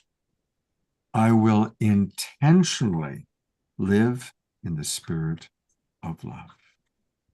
And thank you, Dr. Marty, for doing that. And Dr. Marty, tell us a little bit, just like people get confused by nonviolence, right?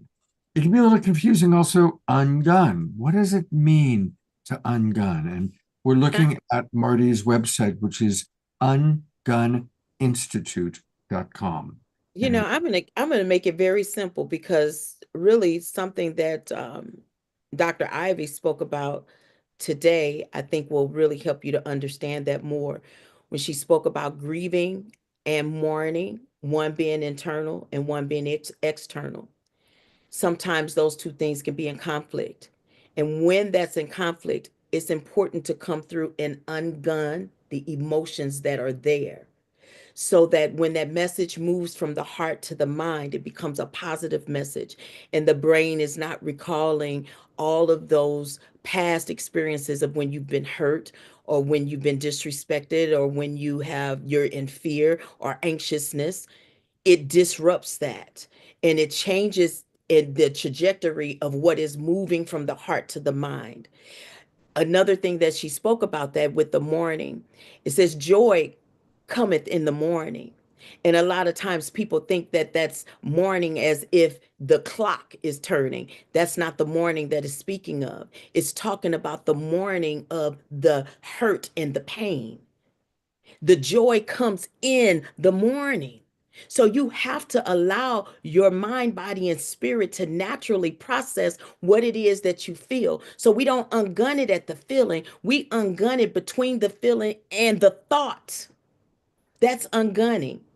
Because if I can ungun you emotionally between the two of that being transferred, it'll keep you from gunning up, putting the handgun in your hand.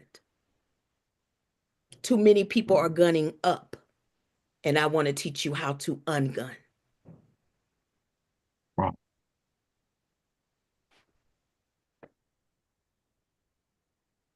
Thank you, Marty. Thank you so much. Thank you. I love it very much. And everybody, again, go to Marty's Ungun Institute. And you know, Marty is a wonderful, amazing coach. I've had the pleasure of working with her recently, watching her in action. So if you are going through a challenging time or you're needing support with a family member or a community that you're working with, Marty is a good person to call upon, and let her come in and work her magic with you. I want to share this real quick, Scott. Of course, we won't say what we was doing or in that sense, but I do want to say this. Had you and I not come together to work with that individual and ungun them in the emotions that they were feeling, the very next day, remember, they've gone to the hospital. Yeah. And when we first started working with them, I asked where the pain was, and on a scale of 1 to 10, where it was at a 10. That was the most excruciating pain that they were feeling at that time. After ungunning them, we were able to get them down to about a 6 or a 7. The very next morning, they went to the hospital, and the heart was fine. The heart was fine, but the blood pressure was not. See, that pressure still moved, right? But we were able to change and protect the heart of man.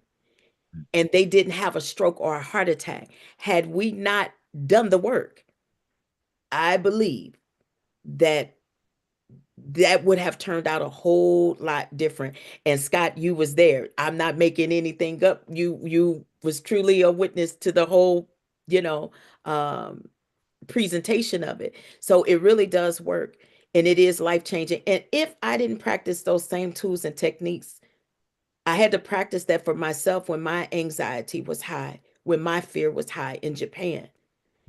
And like Kristen said, the very next day I showed up and I looked like I had not even been through anything, because ungunning really does work. And so those tools and techniques have to be practiced. It becomes a way of life, not just something that you say or you do, but you truly believe it and you live it.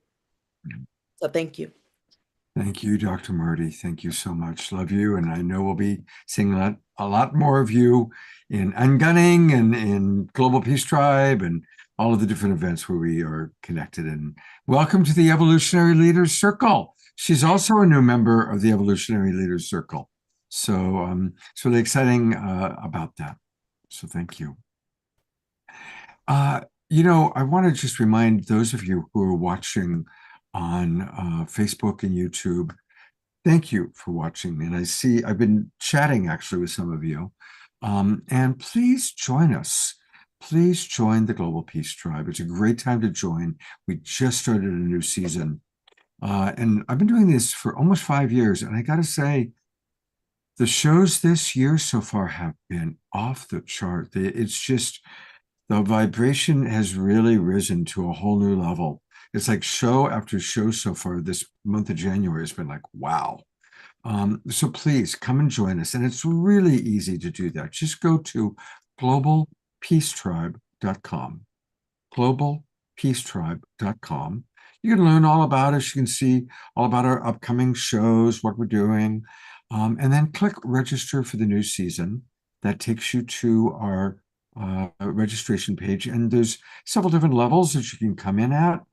Even students and seniors, and you'll get the Zoom room links to all of our shows for the next 3 months. We do shows every Wednesday and Saturday night, and then special shows, like we have a Sacred Sunday show coming up the first Sunday of February. So come and join us, please. You know, we've celebrated a new member in Tatiana of the Evolutionary Leaders Circle, and a new member, Marty Casey. And another most worthwhile new member is our beloved house musical artist, my co-pilot, Mr. Omar Shar. And let's get over to Omar Shar for a song to just integrate everything we've experienced so far. Sometimes in our lives, we all have pain, we all have sorrow. But if we are wise, we know that there's always tomorrow. Lean on me when you're not strong, and I'll be your friend. I'll help you carry on, for it won't be long till I'm gonna need somebody to lean on.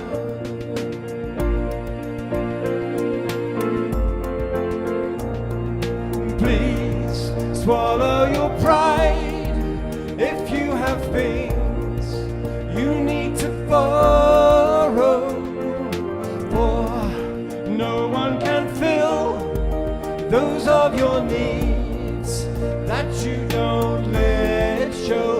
Lean on me when you're not strong, and I'll be your friend. I'll help you carry on, for it won't be long till I'm gonna need somebody to lean on. So just call on me, brother, when you need a hand.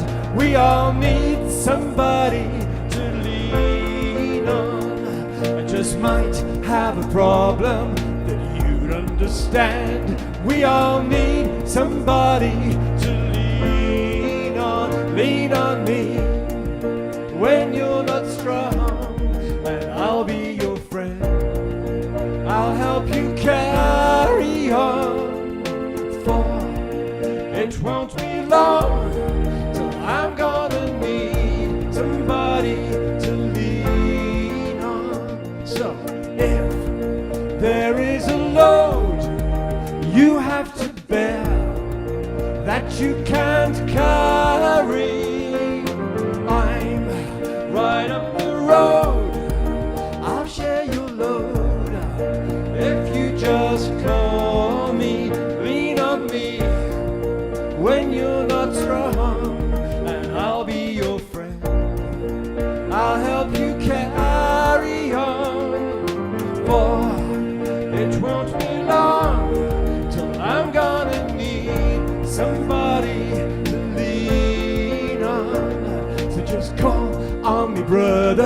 when you need a hand. We all need somebody to lean on. I just might have a problem that you'd understand.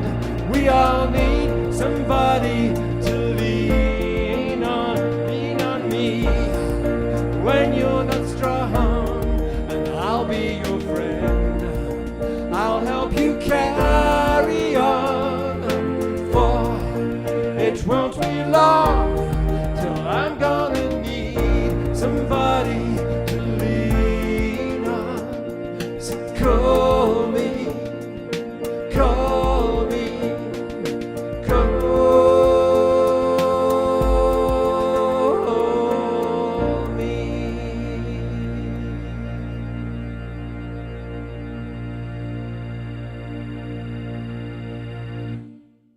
Oh, what a perfect song, Obashar.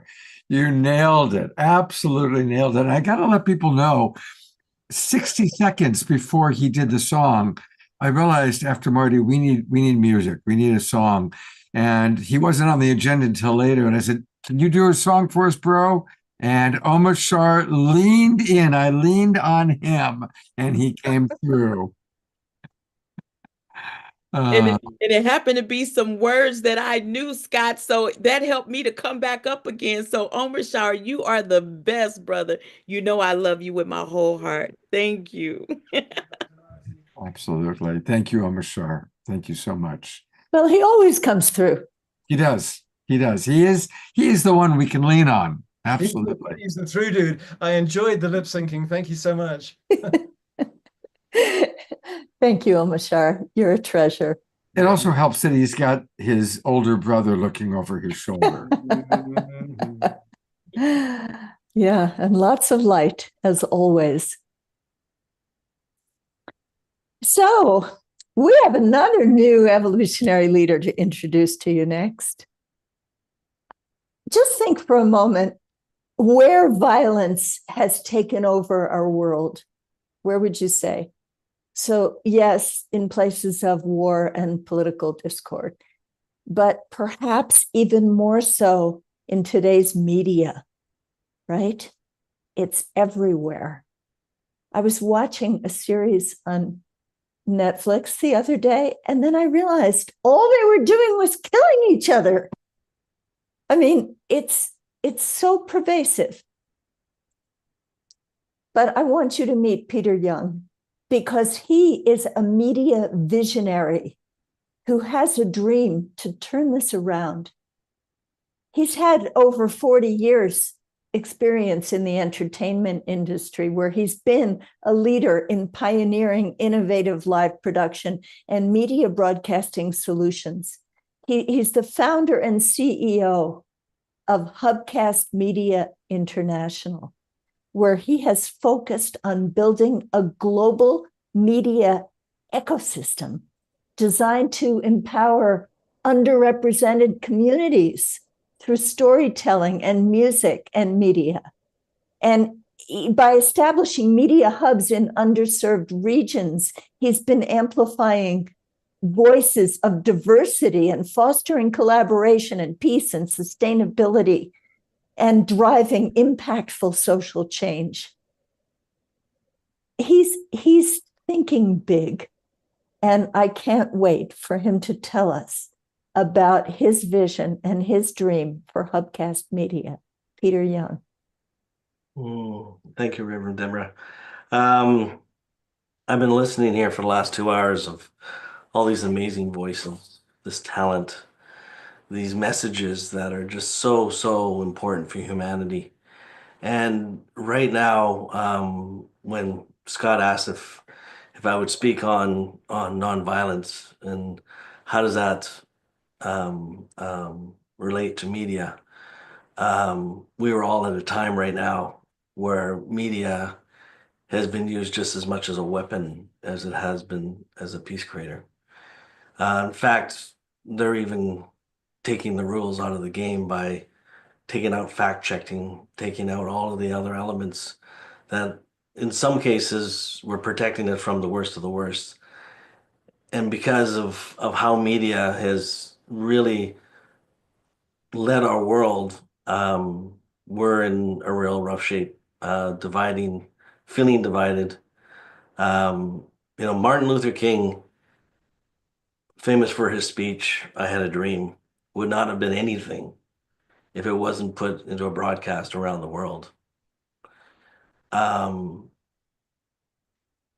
Stories about Gandhi, stories about the peace leaders, the pacifists, the people that practiced nonviolence would not even been heard outside their communities if it wasn't for media. We wouldn't have all understood what was happening in Gaza and in and all the areas around that affected if it wasn't for media. The challenge we've always been faced is that media true, or is it being used to manipulate us?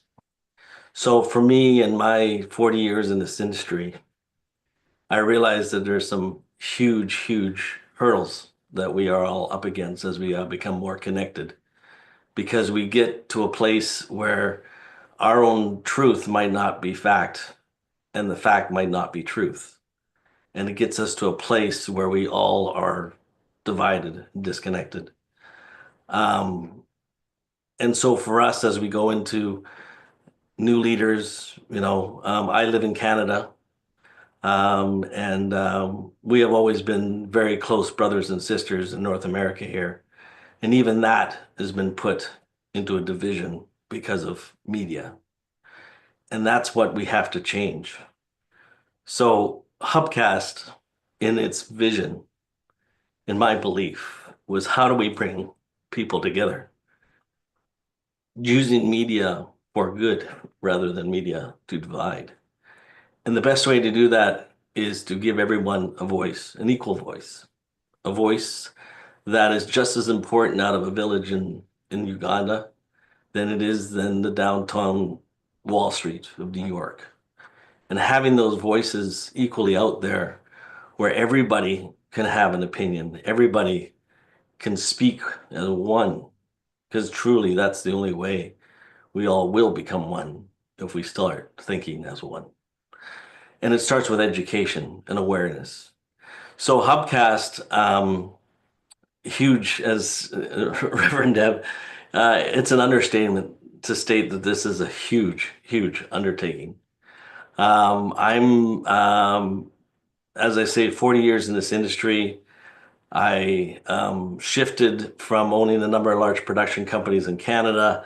I took a break. I was burnt out in the touring world, following, I toured with everybody from Dr. Hook to Nana Muscuri, if you can express the full gamut of the different people. But I was always amazed when people came together in a venue and celebrated music, how much power that really had to bring people. In fact, I'm a very big believer in quantum physics and string theory.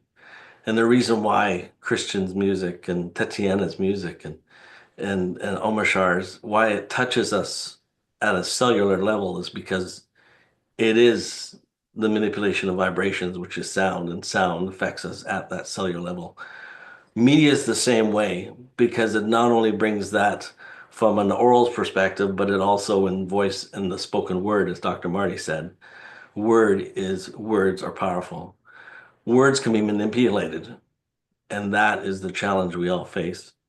So when I launched Hubcast in 2016, I knew that it was not going to be an easy task, and it was going to take a lot of resources, because the people we're up against have billions and billions and billions of dollars. But what I felt that we had a movement that if we could organize, if we had a movement where we could bring people together, we could be equally as powerful, because it really just comes down to numbers. And if we could organize those people in such a way to speak as one, then it doesn't matter how much money is brought into the model, because the truth will be told, because the masses are all there coming as one. So what I launched on Hubcast, starting with, is designing technology that broke down the barriers of of separating us from the major broadcasters, giving tools to people and artists that didn't have a voice.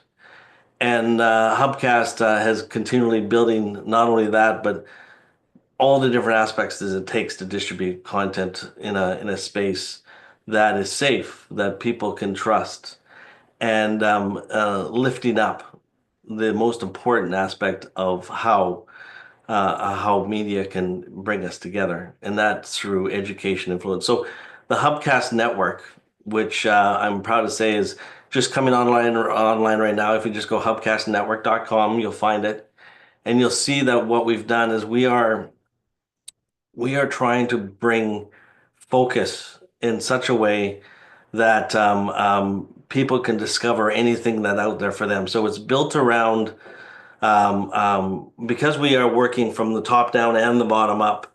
We realized we needed a framework. So as of right now, we are using the basics of the SDGs as global frameworks to work on together. But beyond not only the linear TV network, which we're partnering with people like LG, in 2026, you will see Humpcast on every TV set around the world on the LG TV, smart TV.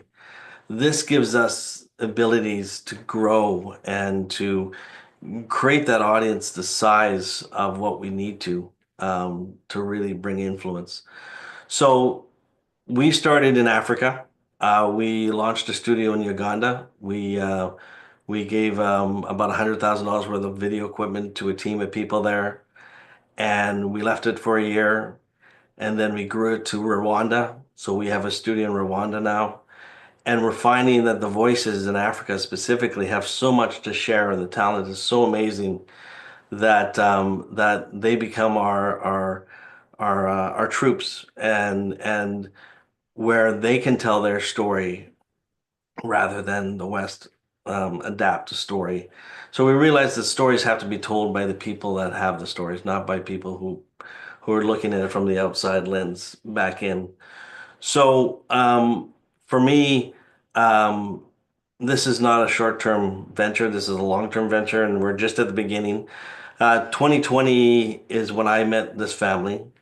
For all you who followed UETV and Unity Earth, and we started the first caravan of Unity, where we went across the country and covered a whole summer of events that took place, and this is where I met everybody from Marty and Deborah and Christian, and the work we're doing is amazing. The goal is to expand on that and to make it bigger and grow it. And most importantly, do it in such a way that everybody can win, including, most importantly, the content creators. It's an expensive industry to live in. The talent that needs to be lifted up in the world doesn't get paid. They have to find ways to monetize to stay full time, and so Hubcast has built a very big part of its platform on monetizing media in a gifting process, as well as what we call conscious advertising, where we work with family offices and NGOs that support amazing media, telling stories about what they're doing and how how we bring community together. So for us, we're just at the start, and I encourage everybody. We have some amazing shows that are showing up on the network right now. We talk about abundance. Michael Krause, who started the Awaken channel on our network, launched the course called Abundance last week, and it's a course that runs for 7 weeks, 49 days, daily practices towards creating personal abundance. We just had our first episode of the One by One episode with Michelle Pascal, a famous meditation and music artist that is playing at Carnegie Hall coming up here. So we're really excited. And as I say, there will be places, Christian, and in fact, we are going to bring Scott's show into that community as well. We don't want everybody to, we want everybody to stay with their spaces, but this will be a place where they'll be able to discover it all together. This is about discovery. So if you have projects, if you have a community, Hubcast is a place that you can build infrastructure. So what we do is everything is free to the content creators. What we do is we monetize it, and we share in whatever you create, in the resources. And but most importantly, is our goal is to build a community, a sizable community, where we can get to the millions of people to see this really important content around the world. Last thing I just wanted to show you is really cool, is because I'm here in the campus facility, which you guys might have seen in the past, but we just got an update at our studios, and the whole idea is building facilities around the world. So this is our training facility. I'm gonna see if I can change my camera here, and I think it should come up. There you go. So this is our main studio facility in Vancouver. We bring people here to teach them how to create content, how to storytell, and then we send them back to their regions with equipment so they continue that story. We're going to do a lot more shows out of here in 2025. I can't wait to get Christian over here from New York, and Tatiana, who lives here locally. We're going to be doing a lot more shows, and I think obviously Scott's got to come up from San Francisco, and we gotta start doing the Global Tribe from here. Maybe do some specials, the monthly specials coming up and all that. But this is the tools that we want. We have to play at the same caliber that the major broadcasters do, and this is the vision and goal of Hubcast. So thanks very much, Scott, for allowing me to share. And as I say, there's a lot more stories to come. This is just the beginning. I definitely would love to. Let's really figure out how we can collaborate together. I'd love to get our previous content, because we have so many wonderful shows that I want more people to watch. Honestly, after almost every Awakening World show, I have the same pair of experiences: joy for what a beautiful show it was, and heartbreak that there aren't more people who know about this and are watching. So I'm really counting on you, Peter, to find a way for us to get this content out to more people. The big thing is resources, and I had to say we have about $500,000 into this venture. It's not broadcasting. Is not a cheap venture when you're on the front end. As I say, the YouTubes, the Facebook, all these companies, you are the commodity. You are the product. And that's the thing that's really scary, is when you become the product, they're always trying to create the biggest return off their investment. And that's why the manipulation comes into play. We don't want the creator to be the product. We want the community to be abundant in how they share and how they communicate. So we're really turning the business model of media, even to the point where we will actually be paying people to consume content. So imagine watching a 1-hour educational series and having enough to go and buy a bag of rice for your family in Africa. That's the type of work that we're working on, is to create a sustainable, regenerative media ecosystem. So that's the goal. And with everybody's help and everybody's support, we're out there, and we'll keep trailblazing as long as we can. Tatiana writes, I've been to Hubcast many times. I've been so very lucky, as it's in my back door. It's an incredible place, and she appreciates everything that you're doing. And then Kristen has something she wants to share. Oh, well, yes, Scott wanted me to share what I wrote, but I'll just share it from my heart to yours, Peter. I was just saying, what a rare human you are. You have such a gigantic capacity. You do so much. You give so much. You're so committed to the pathway of peace. And there are very few people elevating artists and understanding the place that artists find themselves in these days. And you elevate artists around the world with so much love and make it look so graceful. I know there's so much to it. I know you just work. There are times where Peter literally goes for days straight and he barely sleeps. I don't know. Not I've just me, seen my Peter team, Michael and Mark and Delan. totally. Your whole team. Yes. I don't know how you physically do it. I have seen Peter backstage where he has been up for days straight, giving his presence, his time, making sure that everything flows for everyone who is going to be offering experiences and sharing around peace and love and wisdom. And Peter, I'm just so grateful for you. Thank you. Thank you so much. To be holding this space in media for us at this very important time in our evolution, I think is critical, and it's not easy. And I know it's in some ways sometimes probably feels like a thankless job. And just know how much love is just flooding to you, and that the world thanks you, and that we all thank you. That's the abundance that we talk about.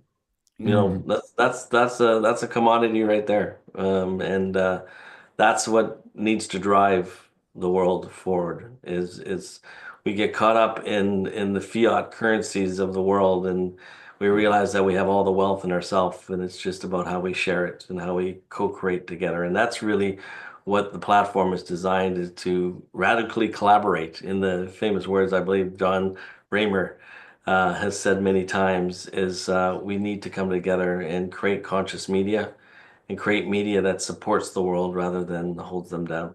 I just want to add one thing, a story that what launched me on this transition from being an equipment supplier and touring artist, touring sound man, is I met a gentleman by the name of Steve Roberts, and I get emotional because he was, and he is, in my mind, a trailblazer that took his whole life and put it towards music and peace. He was the founder of Project Peace on Earth and envisioned on bringing the world together through sacred music.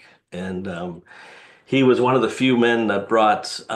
He was the responsible for putting the peace dove into the valley in Israel, and doing peace events in Bethlehem. And originally, what started me on the path is Steve was trying to do a world concert to the size of Live Aid, and he could not raise enough money because the technology was going to be too expensive for him to try and broadcast from 7 sacred sites around the world, like Machu Picchu, the pyramids. And it became so cost prohibitive, even though he had all the producers of Live Aid, he had all the biggest of the biggest team, but he just couldn't raise the money. And he spent his whole life couch surfing and evangelizing this. And in fact, there's a lot of people in this community that knew Steve, but Steve unfortunately passed away during COVID and never got to have that chance to do that global concert. So we're going to do that. And the technology is there. I knew Steve. And I knew Steve very well down in Southern California. We did many parties and gatherings together, and was a big, beautiful. He was a big heart with legs, with a very strong vision, and he held it, and he held it strong. And as I said, is that's the people we should celebrate, is the people that passed, the people that have been on this mission, their life work. We owe it to them. We owe it to ourselves. So again, thank you so much, and thank you for allowing me to share. We stand on many shoulders. Yeah, absolutely. Thank you. Thank you. Ivy, was there something you'd like to share? Yes, I just wanted to tell everyone, and that's something, the experience that I had at the Hubcast Ranch. Campus. Well, it's a campus, but it feels like it's a farm. It's a 10-acre property, and we have hub cows. Every year they come, and so it is so much love there. And I mean, it is so powerful, and I'm just so grateful that you have been able to sustain and maintain. And I want you to know that it's people like you that is going to make a difference in the world as we are moving into a whole new revelation of what it means to be on Earth. And the truth has to be told, and it will be told through people like you.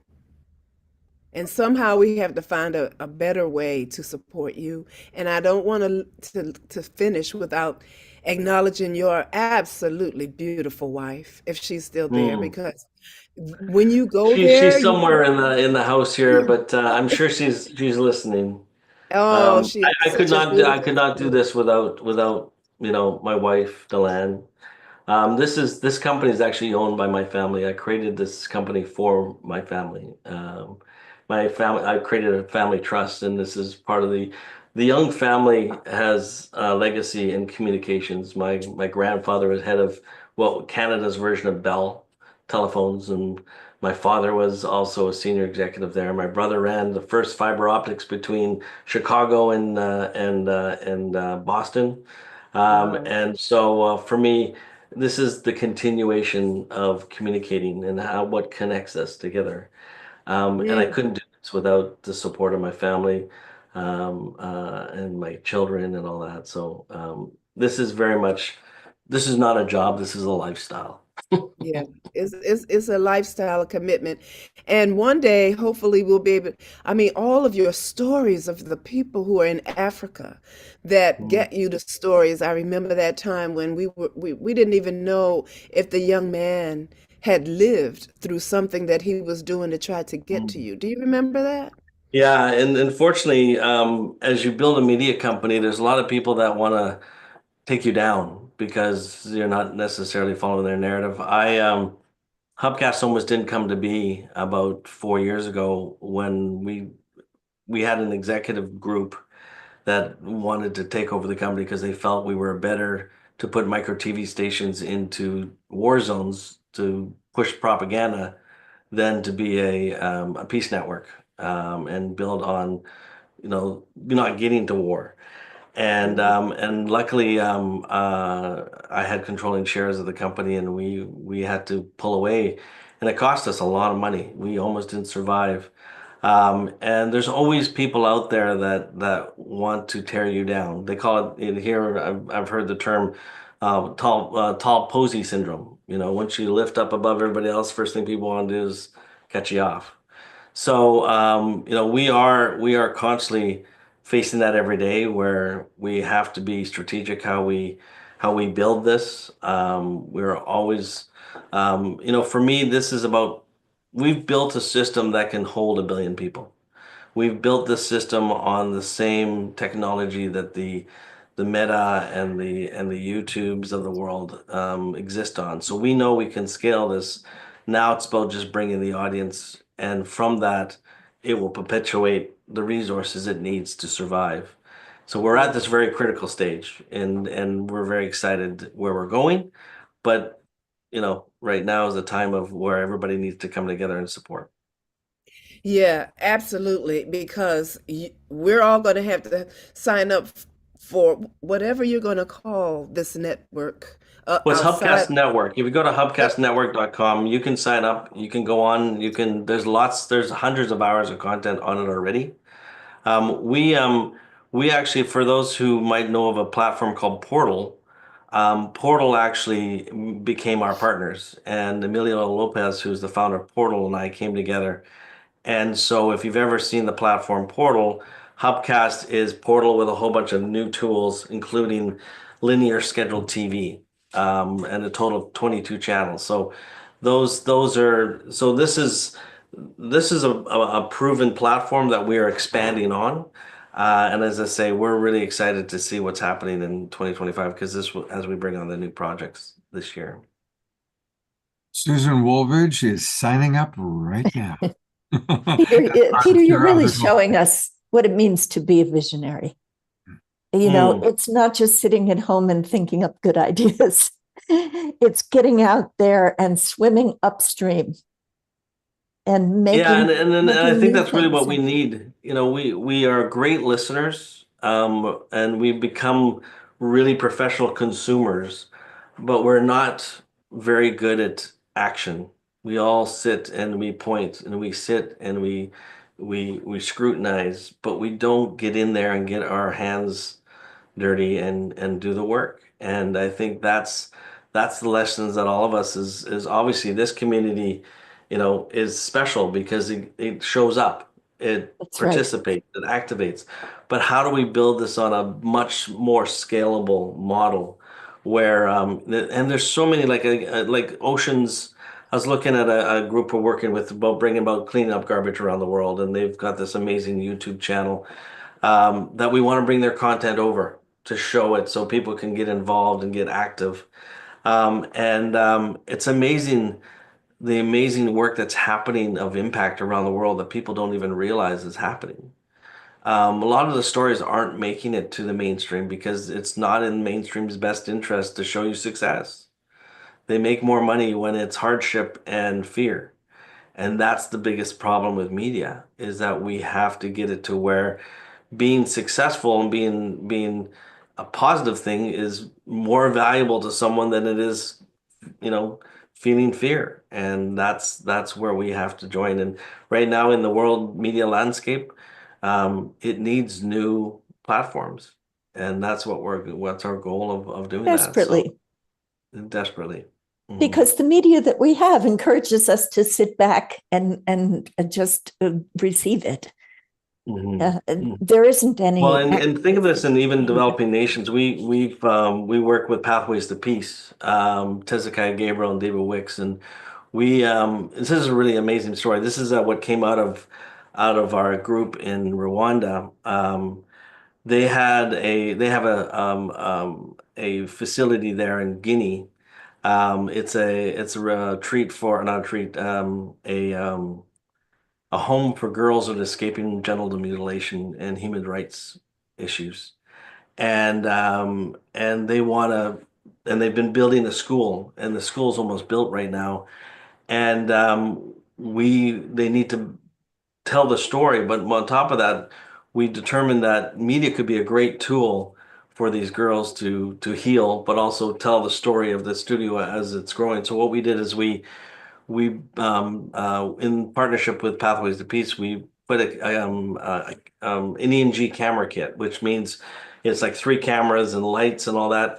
And we brought their technician from Guinea to Rwanda, and I went there last year, and as we were doing our training, we trained him as well. And then we sent him back with all of his equipment, and now Guinea actually has a studio that's going to be a media hub for the school that they're launching come spring. And that's an example of just growing this. And this is something that they're going to start providing media services to the local community and drive revenue into the school and support the school. So these are the things if we can teach storytelling and we can provide infrastructure. For us, I can build with the team in Africa. We can support media creation here in North America to NGOs that can't afford Western pricing. I can provide that service out of our Rwandan offices and support those people there as they build it. So right now, our facility in Rwanda, we're trying to raise $6,000 a month is the operating capital of that complete facility with teachers, trainers, the studio, everything. It's not a lot of money. And so right now we're working on raising $6,000 of support to keep that facility up and live again. And as I say, it's the Aziri's Arts and Media Hub is what we launched. If you go to YouTube, go Aziri Arts and Media Hub, you'll see it.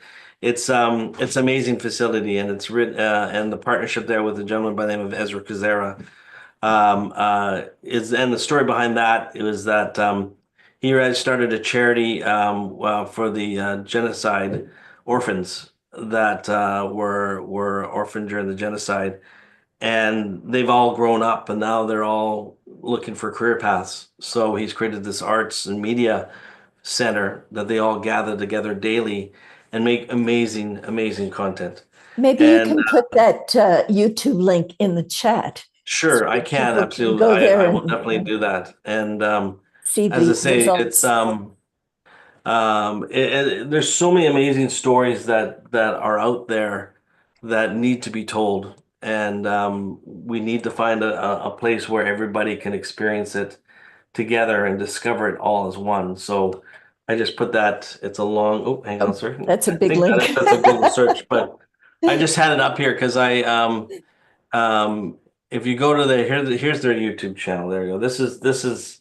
I'll put this into the thing. It's a little easier, perhaps. Thank you, Peter. There you go. We actually, but this is our team Peter, you're in getting Rwanda. so much love in the chat. Yeah. Everybody is behind you here, and I just want you to know how appreciated you are for these efforts, and keep us informed of what we can do to I certainly join will. Upcast and to support you along the way, because you're truly a pioneer. And Thank you so much, Reverend Deborah. I appreciate it. And thank you, Scott. We got lots of work to do this year. do. Peter, there's so many comments that have come in, but I am going to read one from Mark Denisovsky. Mark says, if Hubcast is swimming upstream, then we have to be the tribe that removes the dams. That way, Hubcast can make it to their destination to spawn a new information stream. I love it. Is that a good one? Thank you so much. That's very nice.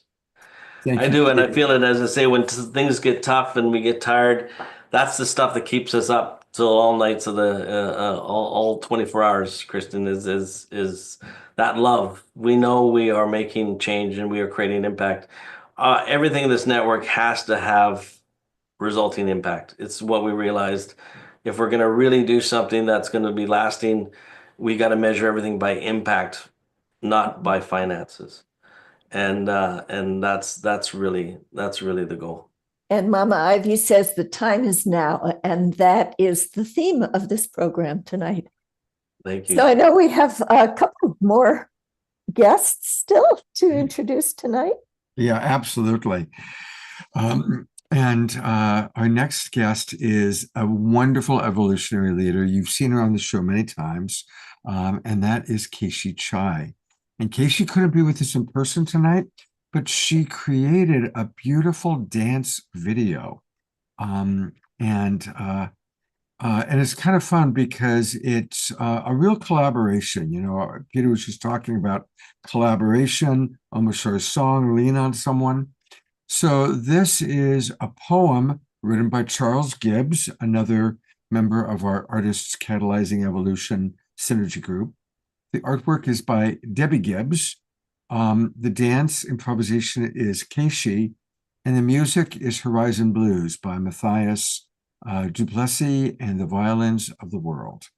So let's all integrate all that we learned from Peter and the others as we watch the beautiful Keishi dance. This is going to be quite special.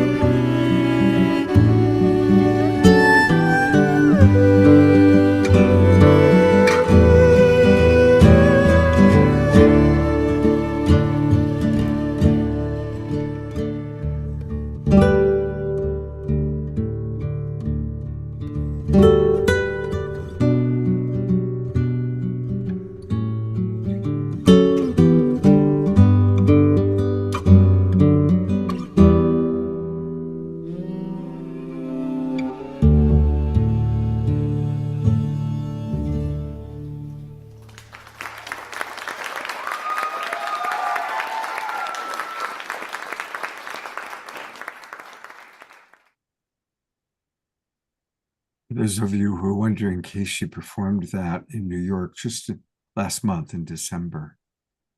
So it's very, very recent. And what a beautiful collaboration. Absolutely beautiful. So and we have Kristen to thank for introducing us to Casey. That's right. That's right. It's beautiful how we all meet each other through each other. There's Kristen. And they've done several beautiful collaborations on our shows. And so amazing to see Casey and Charles interweaving, because we've talk about the evolutionary leaders. We've been meeting for a few years now in the ACE, Artist Catalyzing Evolution Synergy Circle. And that's how Casey and Charles got to know each other. And so just to see this birthing, it really warms my heart so much. Truly beautiful. Well, and I see Dr. Ivy's heart. Yes. She's in one of the founding members of our circle. It's like medicine every month. Yeah. It really is. I think Jasmine Bear wants to join. Yeah, Jasmine Bear. Well, it's around that time. She's going, come on, Dad. This is a long show, Dad. My little guy is here too. Oh, Benja too. Thank God for our fur family. Well, we still have a wonderful new evolutionary leader who Rev Deb is going to introduce. We're going to have one more Omashar song, and we're going to close with Andrew Kane. It's a short poem that he's asked to share.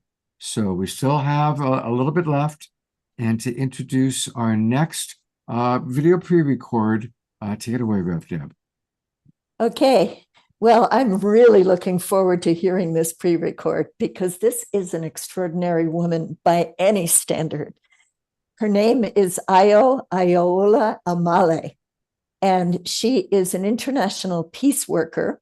And I want to read you her full bio. It's not terribly long, but I have to just say how much I hope to meet her in person one day. And I'm going to start with the end of her bio so you get an idea of where she is working in Africa. So she is the lead consultant of First Conflict Resolution Services, Inc., and founder of the Women's International League for Peace and Freedom in Ghana, and also the City of Peace Initiative in Lagos, Nigeria. So how does she get to do all of this? Well, first of all, Io is an attorney.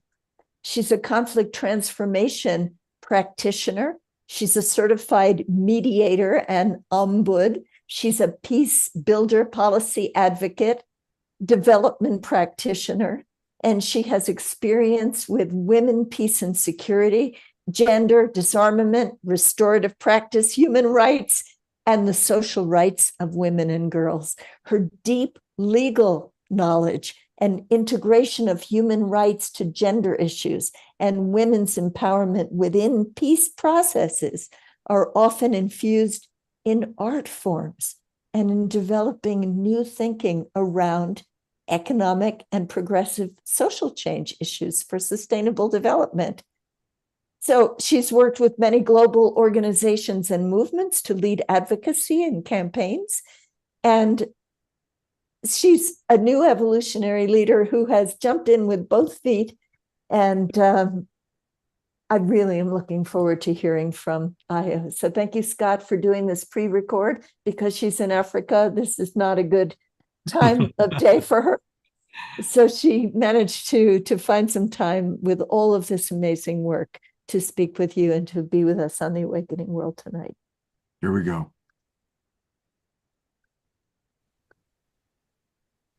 I'm with Io coming all the way to us from Africa. She's a resident of Ghana, but travels quite a bit. And it's wonderful to have you with us. Please share with our audience a little bit about yourself and the wonderful work you're doing in the world. Thank you very much, Scott. I was trained as a lawyer. I worked with Shell for some time. Then I moved into private practice.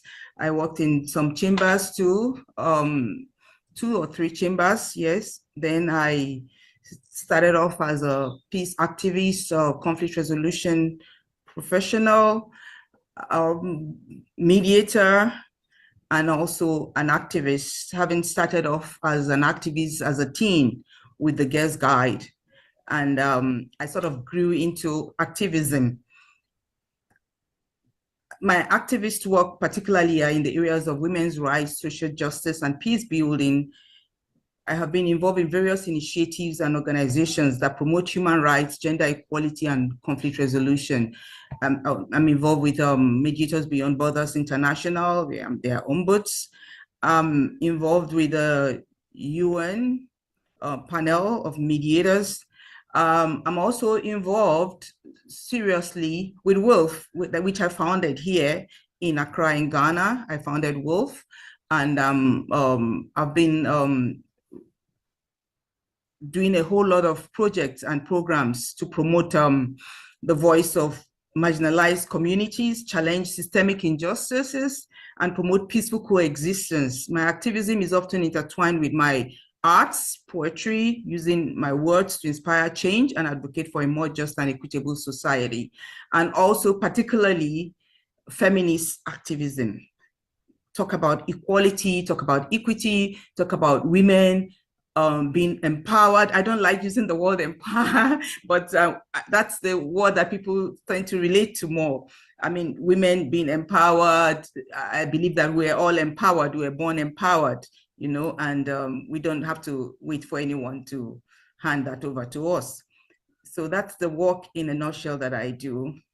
That's beautiful. My God, thank you so much. That's extraordinary how much you're doing. I'm wondering, is there a poem you'd be willing to read for us? One of your poems? I mean, I know this is a spontaneous request, but is that a possibility?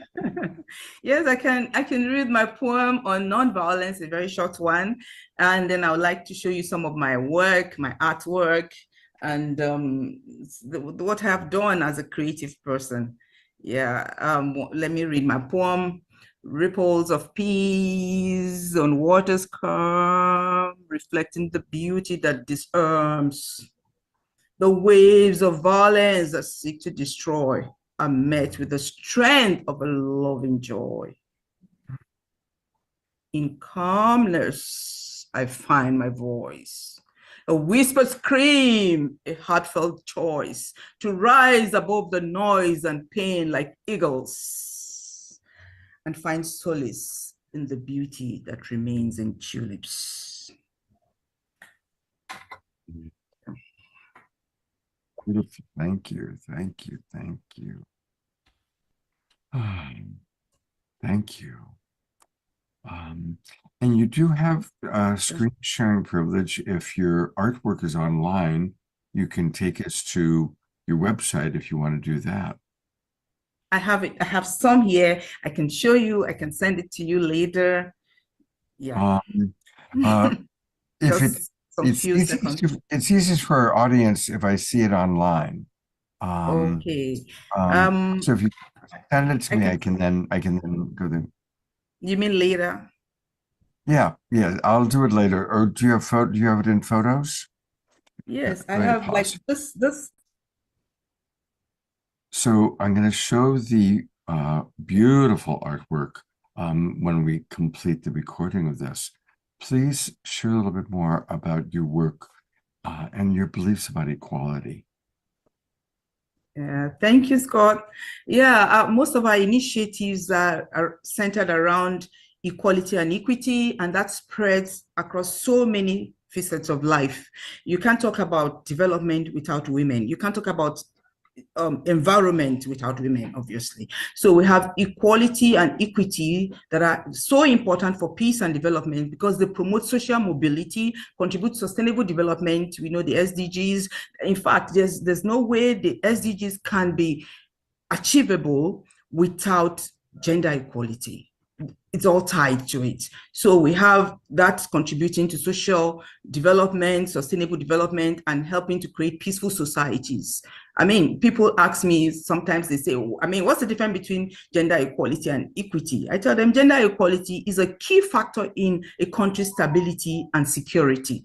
That's why we have what you call 1325. That's the United Nations Resolution 1325 on women, peace, and security, because it's a researched fact that without gender equality, you can have peace and security. They are all intertwined. They are connected.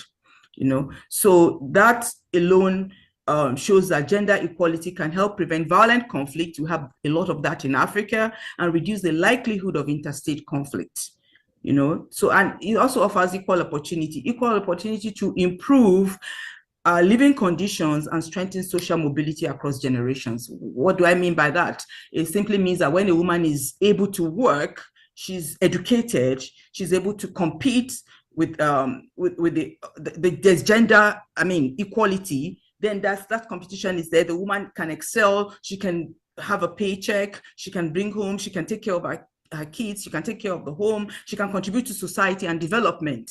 And leaving half of your population behind, of course, it's obvious that development will be stunted. It's not going to work. So equal opportunity matters. Contribution to society is so important, because everyone can contribute to society based on their efforts and contributions, not on their status or position. A woman contributes already, even without going out to work, but she has to contribute more, because, it's unfair to relegate a woman to the house work alone. She has capacity to become a president, capacity to become anything that a man can become if she's given the same opportunity as a man is given. So we're asking for that because we want society to thrive. We want the sustainable development goal to be achieved, and resource distribution as well, because equity is also a strategic approach when you are trying to ensure that resources and opportunities are distributed fairly. That's the difference between equity and equality. Are they distributed equally? Can women equally access education? Can girls access education? That's part of the work I do. Access education for women, for young girls, so that they can be empowered. This can help compensate for an uneven distribution of resources and opportunities between different groups, between gender, the gender, so, and it will certainly lead to sustainable development goals, as we said, because if we really want sustainable development goals to happen, then we have to take into cognizance gender equality and gender equity. Very important in that. Then we also work on the issue of climate change, demilitarization, Stop Killer Robots campaign, because all of these too are women issues. You find that in Africa, women go out, they spend hours, especially young girls, in the villages to fetch water, and they can't go to school as a result. When they come back, they have to go fetch firewood. That's also tied to climate. You know what it is when you fell trees and you get firewood from there. All of these are connected. So climate change and conflict are also connected, because it affects women more due to their gender inequalities and the roles that I just mentioned that they play in the society. So women are often responsible for gathering food and water.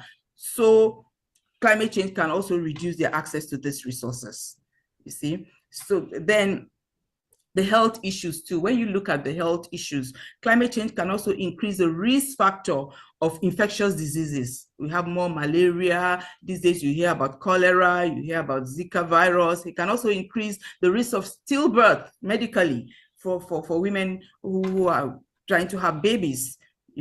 And then you have gender-based violence. We have a whole project on gender-based violence. It's a terrible thing that I've experienced it growing up as a young girl. When I was working with I don't want to mention that I worked with a big company when I finished the law school, and I had to leave, resign because of gender-based violence, because my boss was not civilized enough, doesn't have integrity. I had to leave that job because of gender-based violence, or is it I settle for it or I just leave? So it is affecting development. It's affecting women. Climate change also affects gender-based violence. It increases the risk of gender-based violence. A girl who goes out there late to fetch water could be abused, could be raped, including sexual violence, including human trafficking, including child marriage. So all of these are just connected. I mean, they're all connected. So climate change can lead to displacement too. We find a whole lot of women who are displaced, and men, and everybody, young people, and it can increase the risk of gender-based violence. In refugee camps, even during COVID, we discovered that the rate of rape escalated because people were locked together with their abusers. And you see how this connects. So the issues are, women are central. Women are the key factor if we want real development that is sustainable. Women must be factored into everything, because if you connect all the dots, they are just the main thing, the main factor that you have to, deal with. If not, every other thing suffers. So that's why we dwell more on that, access to resources and all the issues that has to do with women, climate security, environmental activities, anything to do with women when it comes to development are part of the work we do, mainly gender-based violence, the environment. Those are the key things we do. So we don't have any tolerance for any form of violence against women, whether it's environmental, during conflicts, and we use tools that I just mentioned some to you, like we're so much into United Nations Security Council resolutions, mostly 1325. We apply that even when we have elections, because we believe that political participation of women we bring about what I just said. When women are there on the table, you can't decide for someone in their absence. There's a saying in Africa that you can't shave my hair when I'm not sitting. Right. Yeah, and you cannot, decide my future. Do you know what my needs are more than I do? So that is exactly what happens when women are left behind and they are not on the table to speak. We know where the shoe pinches because we wear the shoe. So we're supposed to be there, at the table. So for us to get there, we need education, we need equity, and we need equality. So that's why these things are that way. They just connected here and there, and we have to apply this same principle to ensure that there's sanity in the society. I'm kind of blown away with just how important the work you're doing is. And I really look forward to getting to know you through the Evolutionary Leaders Circle. And this is just a little homeopathic dose of your medicine, because we've got 9 different presenters tonight, each one doing 10 minutes. So we've come to the end of our time. But I would love to sometimes we do shows where we go much more in depth, where we, have somebody on the show for 30, 45 minutes, really where we can go deeper into the work that they're doing. And I would really like to invite you to come into one of our more in-depth shows, because it's profound what you're doing. And I'd love for our audience to really learn more. But for right now, I just want to say thank you. Thank you. Thank you for dedicating your life to improving the quality of life on this planet. This is called the Awakening World, and it's people like yourself that are making a difference. I'm so grateful to you. Thank you. Thank you so much. I'm grateful. Thanks for having me.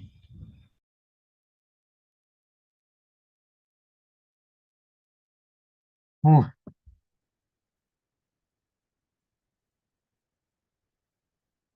Yeah. It was similar to when Dr. Ivy was talking about nonviolence is being able to eat.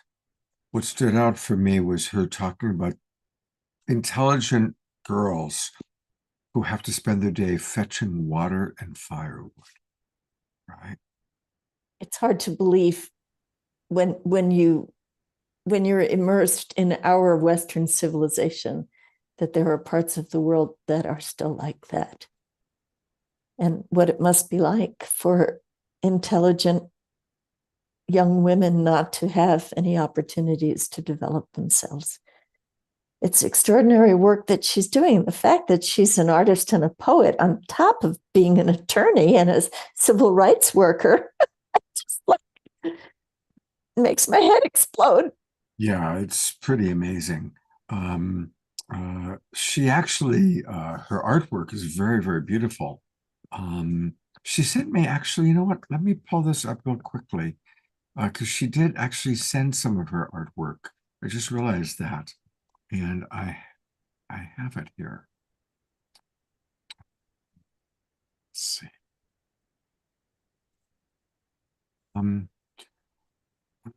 It's not coming up easily, actually. It's so important for us to get a glimpse outside of our own world.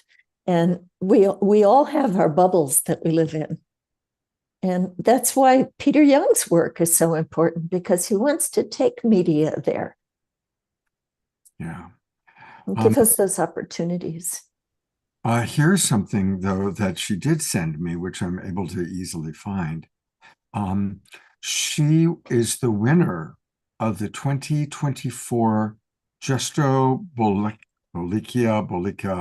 International Prize for African Literature. So again, talk about this amazing activist. She's also a writer that is prize-winning author on top of that. Prize-winning author, exactly. In her spare time. Yeah, extraordinary, extraordinary. Okay, well, we've been to Africa tonight. We've been to Japan, right, and Canada twice. New York for the dance that we just watched with Casey. That was Mexico. Mexico, where you are. And we have a lot of people watching from Canada, including, of course, earlier Tatiana, and of course, and Peter. And Peter, exactly. That's right. And Marty is representing the Midwest out there in Missouri.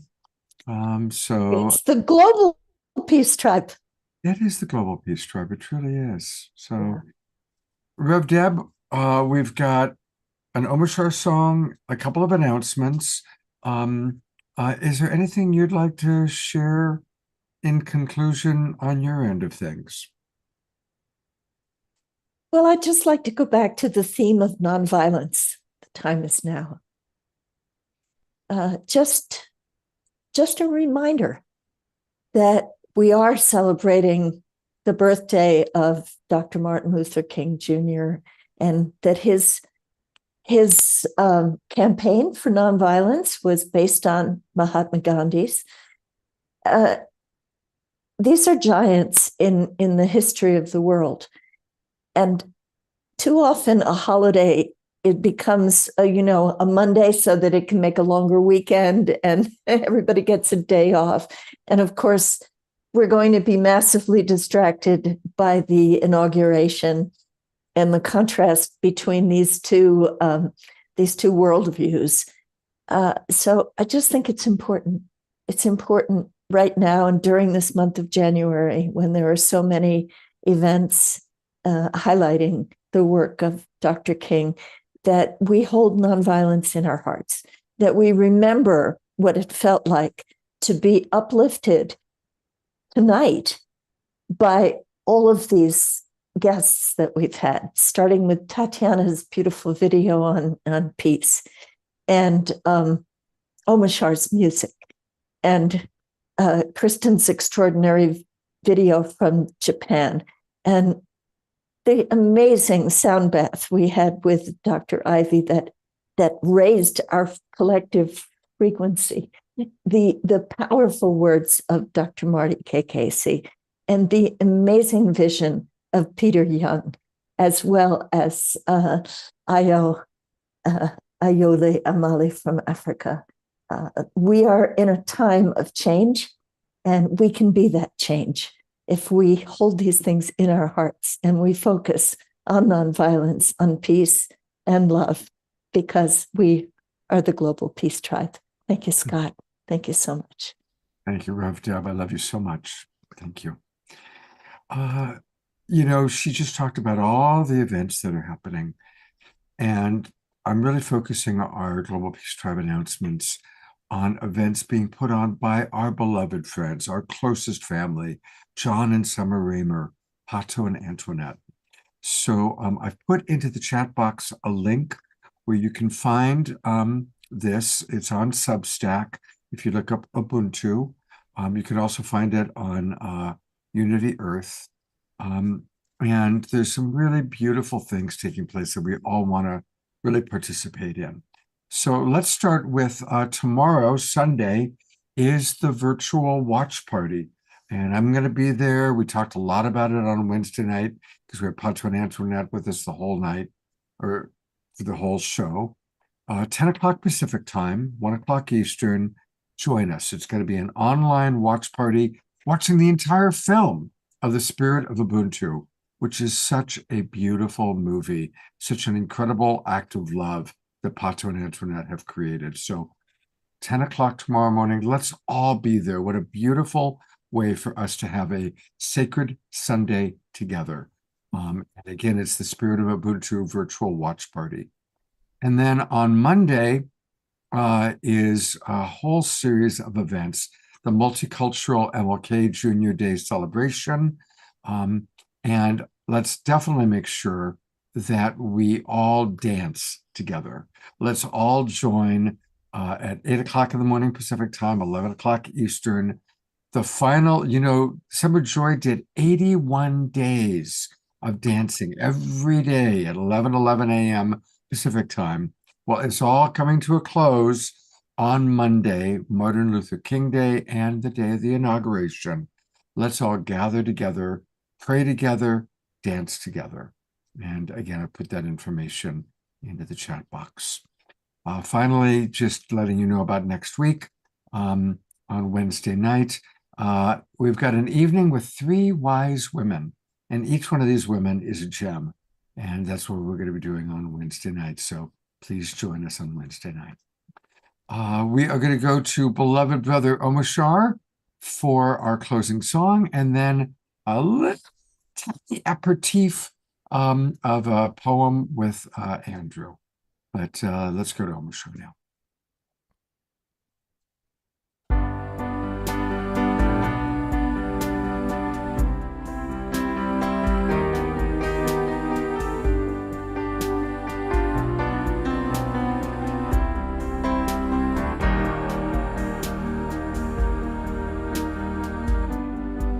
Just when you think that all is lost,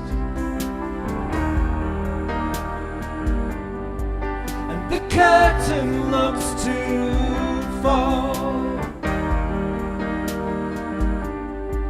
perhaps it's just the song of hope that calls,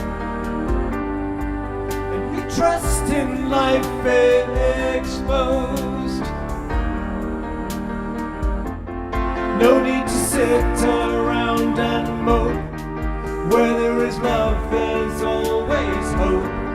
Trust in your life and you will see that you reflect as me.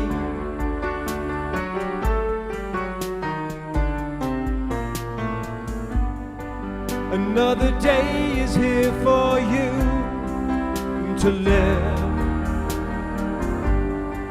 and I'll walk it through with you. There is no doubt your heart is pure and true. So I came to remind you. No need to sit around and mope. Where there is love, there's always hope. Trust in your life and you will see that you reflect as me.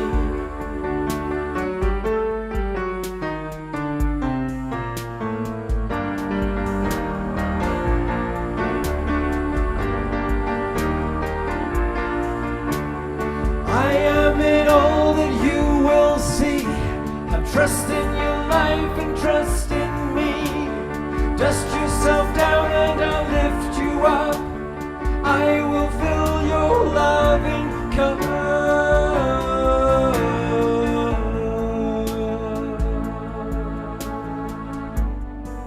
Just when you thought that all was lost, I came to remind you. No need to sit around and mope. Where there is love, there's always hope. Trust in your life and you will see that you reflect as me.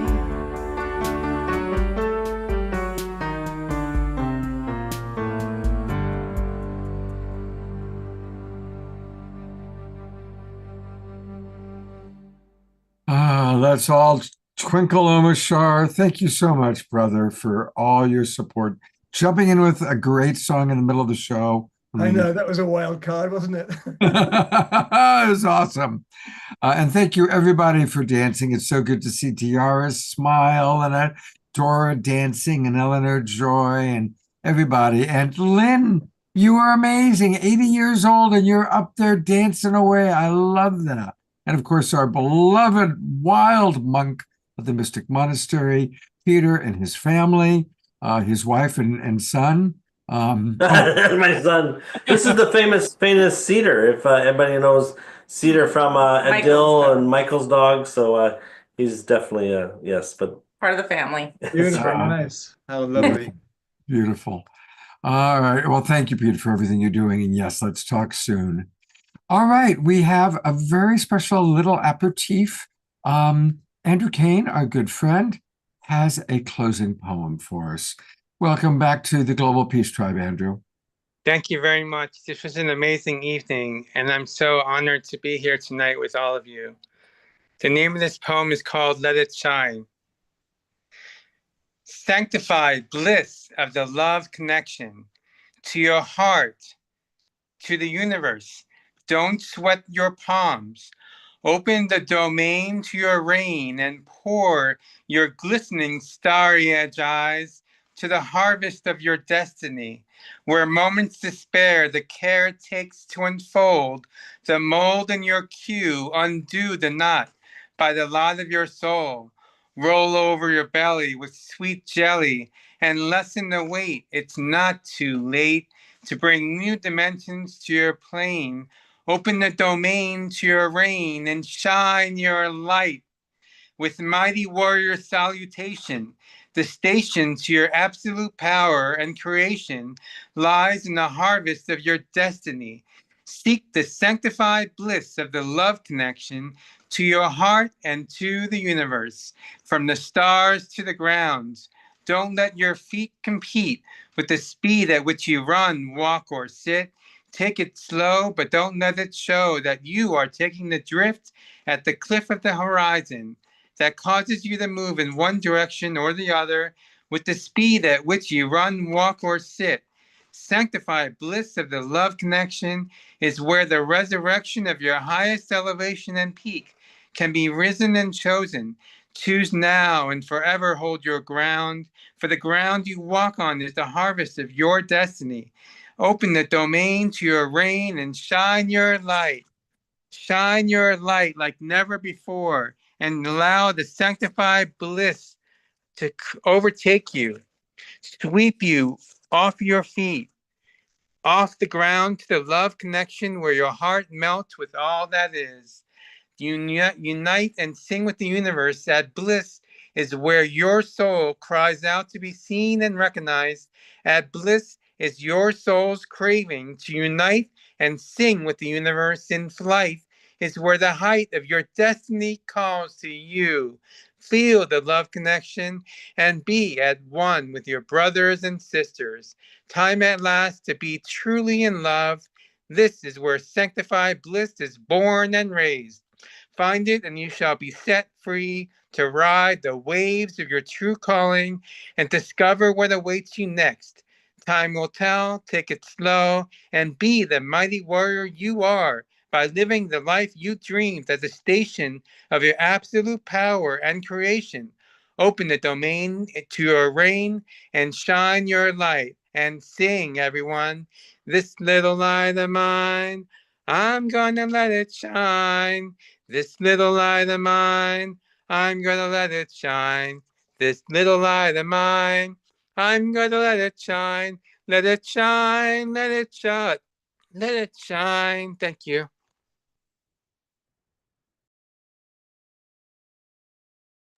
Thank you, Andrew, for reminding us to shine our light brightly. Absolutely. And that's actually a wonderful way for us to conclude what's really been a wonderful show. Scott, Yes. pardon me, I don't see a link anywhere for the Ubuntu, the spirit of Ubuntu. I'm looking at the most like a 17 email and I just am not seeing it. Is there something you put in Right. the chat box maybe, or I thought I'd put it in there. If we go to One World, we should be able to find it there. okay. Spirit of Ubuntu. If you go to oneworld.earth, let's see if I can find it there. I just put it in the chat. Okay, you got it. Thank you, Andrew. Thank you for doing that. Let me find that. Okay. Okay, great. And here's also the link for the chat for the final dance. I was able to find that, the link for the final dance. So there is the link for the dance on Monday at 8 a.m. Pacific time. And thank you, Andrew, for finding the Spirit of Ubuntu. And everybody go ahead and save the chat. If you don't get it, you can send me a message and I'll send it to you. I hope to see all of you on Sunday morning. That's tomorrow. That's in less than 12 hours. So looking forward to that. So we have the dream team up in Canada. We have Peter and Delane and Mark. Oh my God, Mark's there too. There he is. Oh yeah, we're all at the hub. Where is Mark? Yeah, Mark is the only one that's not here. So Mark was here this morning. That's Michael. That's Michael and Mark. Yeah, Michael. beautiful. Well done, Michael. Hey, Michael, if somebody missed the first chapter of the abundance course, if they register, is there a recording?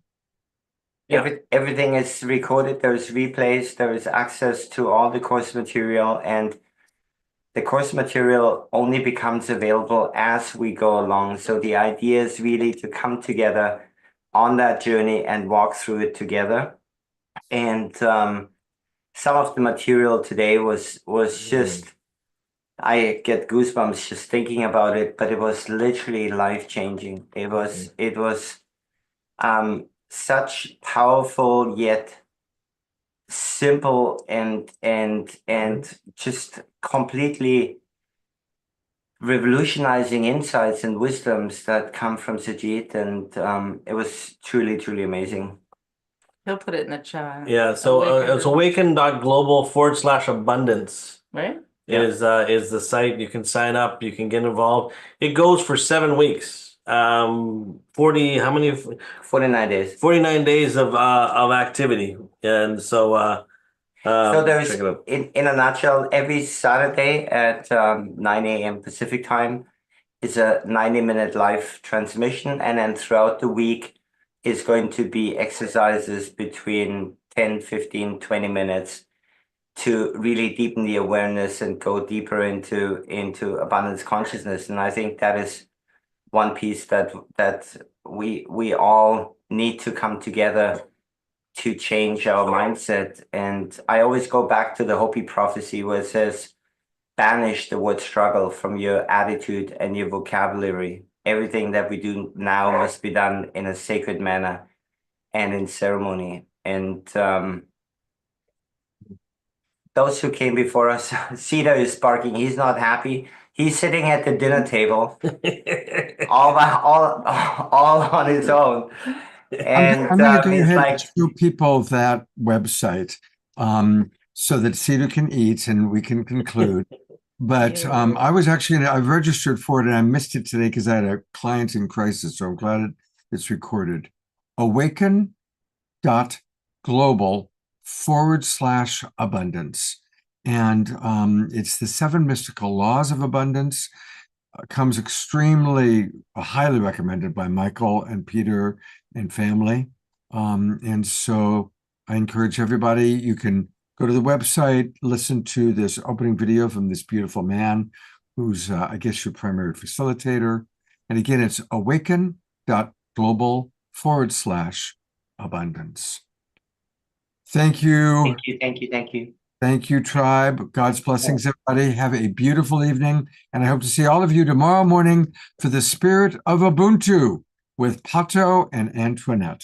Good night. God, it's the link is not opening. It says sign in to confirm you're not a bot, and there's no way to get past that. So I'm just letting you know. The one that Andrew sent us is not opening.